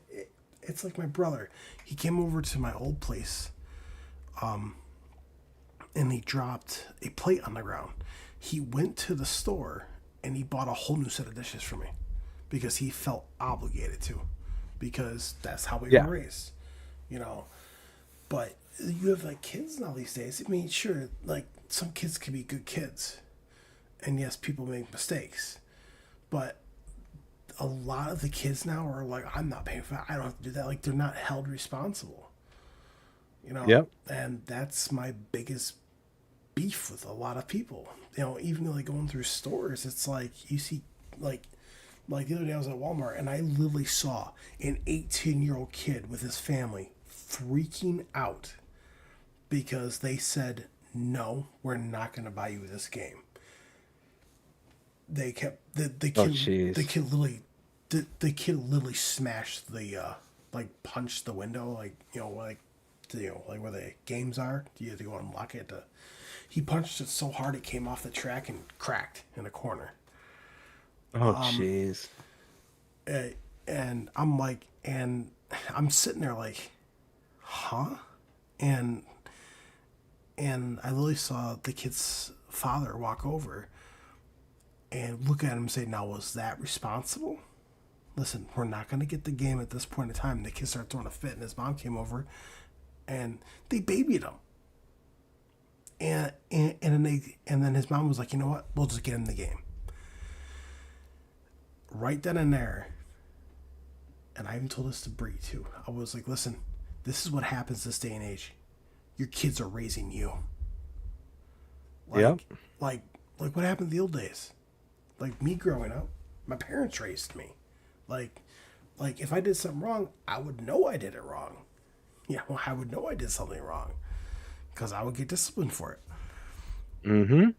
And I remember I looked right at the guy, and the mother looked at me as soon as I said, "Hey." The father looked at me, the mother looked at me, the kid looked at me, his two other siblings looked at me, and I was like, I looked right at the kid, and I'm like, you're lucky you're not my kid. Because if you were my kid, I don't care how old you are, you would have been disciplined right here, right in this store. You would never be acting. You would never be acting like that. Yeah. To have that level of disrespect is just incredible. Uh-huh. And I told Bree, I'm like, that's why I hate going out now. I can't go anywhere because A, I'm a smart aleck. B, I could care less what comes out of my mouth sometimes. And so, when I'm streaming, of course I care. I don't want to say something that's going to be bad. I don't want to go out in public and something, that's going to be bad. As someone might, make a phone call. So yeah, there are times I got to watch my mouth, but that's the reason why I can't go out, because of the whole entire fact that I don't really care what comes out of my mouth. And if I see like a 8-year-old kid throwing a tantrum all because they can't get what they want, I'm gonna say something. And Bree hates it because she's like, "Listen, that's not your kid," and I'm like, "I don't care. They shouldn't be acting like that." Well, and a lot of it boils down to parents not wanting to be parents; they're wanting to be friends. Exactly. And it comes down to Christmas this year. The amount of videos that I saw of kids being so disrespectful and rude because they didn't get what they wanted. Like, for example, there was this one kid that wanted a PS5, but his parents couldn't afford a PS5, so they got him an Xbox Series S, which is just as good. Yeah. Oh yeah. Plays all the same games. The kid unwrapped it. He looked at it and he literally yelled at his parents, "This is what I wanted," threw it back on the couch and then walked away and locked himself in his room. Wow. Entitlement. That's exactly what I like to call that. And I saw another video of this kid opening up, and his parents got him a 50-inch TV. I'm like, must be nice, And it was like, what was it? It was a Hennessy. I think that's what it's pronounced. It starts with the H. I want to say it's Hennessy brand, something like that.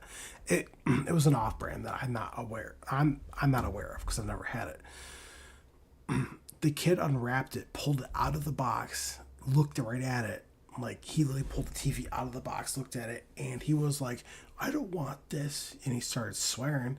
He literally said, "I wanted Samsung, not this off-brand." And he ended up throwing it on the ground, stomped on it, and said, "I told you what I wanted. Why can't I never get what I want?" And then he ended up storming off. And the parents ended up walking over, picking up the TV, and it was completely shattered. Yeah. They couldn't even return it. Wow.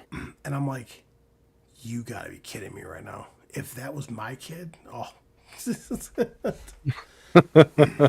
like, you're getting cold next year. They wouldn't have been around for their next birthday. No. No. See, I acted like that once in the store. I threw a fit because I couldn't get what I wanted. You know what happened? My mom spanked me right in the store. She and then we ended up leaving. I didn't get anything. We ended up leaving. I got home. My mom told my dad. My dad yelled at me, spanked me, disciplined me. I was grounded for a week. And you know what? It was very rare I ever act like that again.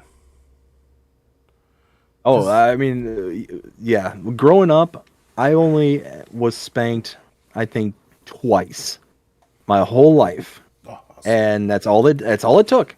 That's all it took. And it's like, okay. I made them so mad that that's what they resorted to. I messed up. You should consider yourself lucky on that one. I mean, I wasn't a bad kid growing up, but being a teenager, you know how it is being a teenager. Like, you don't make the greatest decisions in life. Absolutely. And I made my fair share.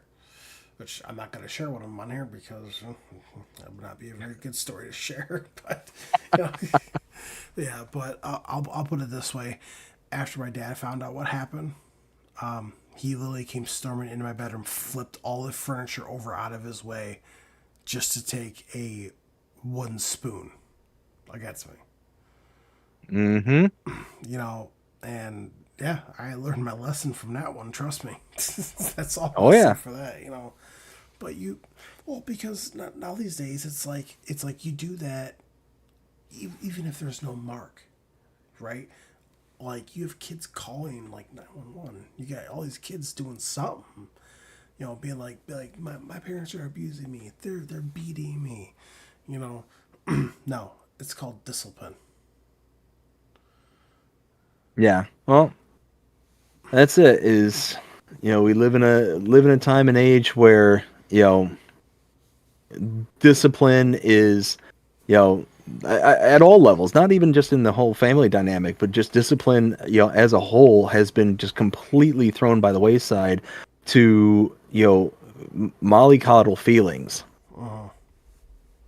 And yeah, it sucks. It's one of those where it does not create, good society and well-adjusted children, as evidenced by, kids throwing temper tantrums because they're given something and it's not exactly to the letter of what it was that they expected.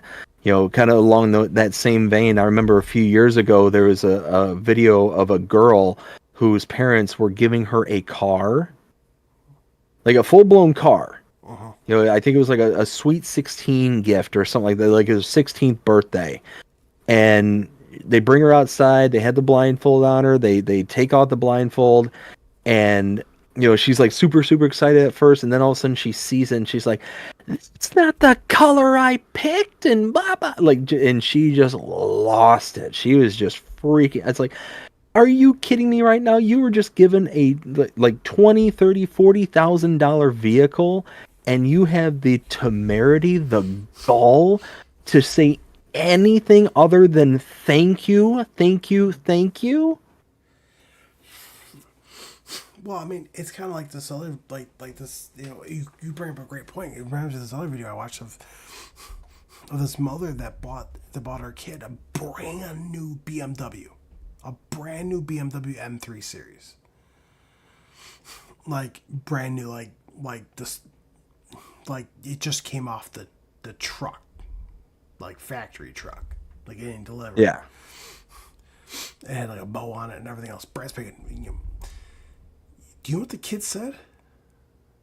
Oh man, I don't know if I want to know. I told you I wanted I told you I wanted the M5 series or the MX5 series or whatever it was. He wanted the 5 series, Wow. not the 3 series. And the mom's like, "So what? It's a BMW. That's what you wanted." No, I wanted this one. He actually kicked the car and put a dent in it. Wow. I'm like, entitled much? Yeah, that's nuts. Absolutely nuts. I couldn't imagine having a child that was so spoiled and so entitled that was their response to somebody's generosity of, hey, I'm literally giving you this. You're not having to do anything besides breathe and exist, and this is now yours. I couldn't imagine like my reaction. Like if I were to have done that to my parents, oh my goodness, there wouldn't be a hole deep enough to bury me in.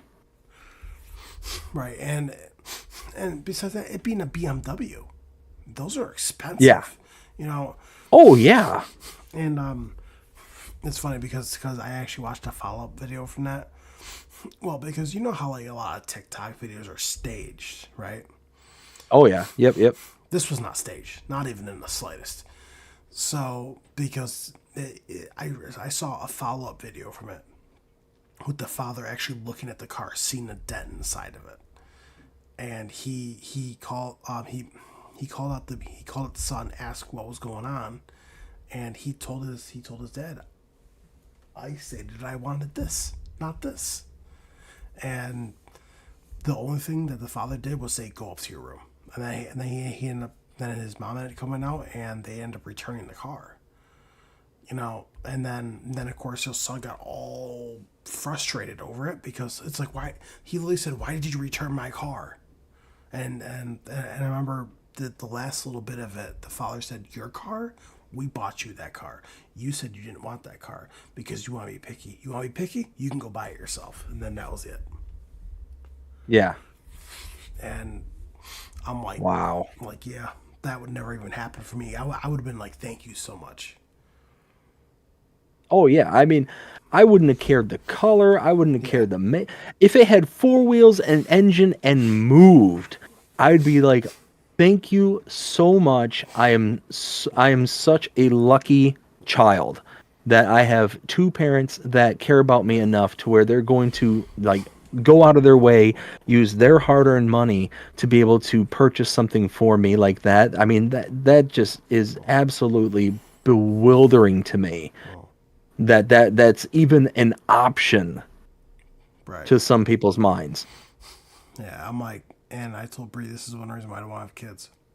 Because the day and age that we live in now. Like I just don't want kids. And she literally told me I don't want them either. So I mean, if it happens, it happens. But Yeah. But we both agreed that we're not having kids because we don't want to deal with it. So. Well, and that's the one thing I will say is it's all down to the individuals having them. Yeah, there's tons of influences out there that will help shape them into like the suboptimal that a parent will look for. But very oftentimes, children end up being very much like their parents, very much so. Obviously there's rebellion, obviously there's things along those lines, but it's one of those that it's pretty few and far between that you get the one who's so rebellious or so like outside of the parental norms of whatever their parent is like, that it's going to be like just a complete and utter earth-shattering worldview kind of thing. Right. You know what I'm saying? Like, oftentimes the kids who are sitting there acting like what we've been discussing here, you take a look at the parents, and oftentimes the parents are kind of the reflection of said attitude. Mm-hmm. Exactly. And it's very disturbing. Yeah. It really is. But yeah, man, I know it's getting late for you, so if you need to bounce, then I understand. Oh yeah. Yeah, it's 1:16 in the morning here. Yeah. I got work today. I mean, not till 11, but Oof. So, Oof. Well, at least you get a little time to sleep in. yeah, right. All right, guys. Well, I want to appreciate everyone being here. I'm pretty sure I think BD's going to continue streaming here for a little bit longer. I am going to be peacing out only because I got to get some sleep at least before I have to go to work. Other than that, I hope you guys have a great day. And if you guys like what you guys see, make sure you smash that subscribe button, hit the like button, and also make sure you share the video so you get notified whenever I go live. It's very rare I ever post a video, but like I said, we do this every Sunday at 9:30. But other than that, I hope you guys have a wonderful day. Stay safe, and I'll see you guys later. All right, man. Take care. You too, man. See ya. See ya.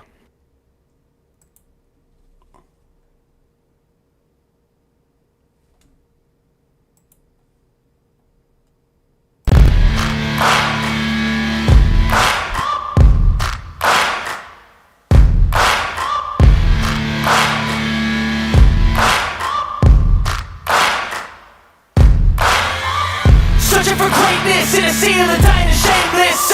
A sea of the aimless. I don't wanna be one of the nameless. I'm a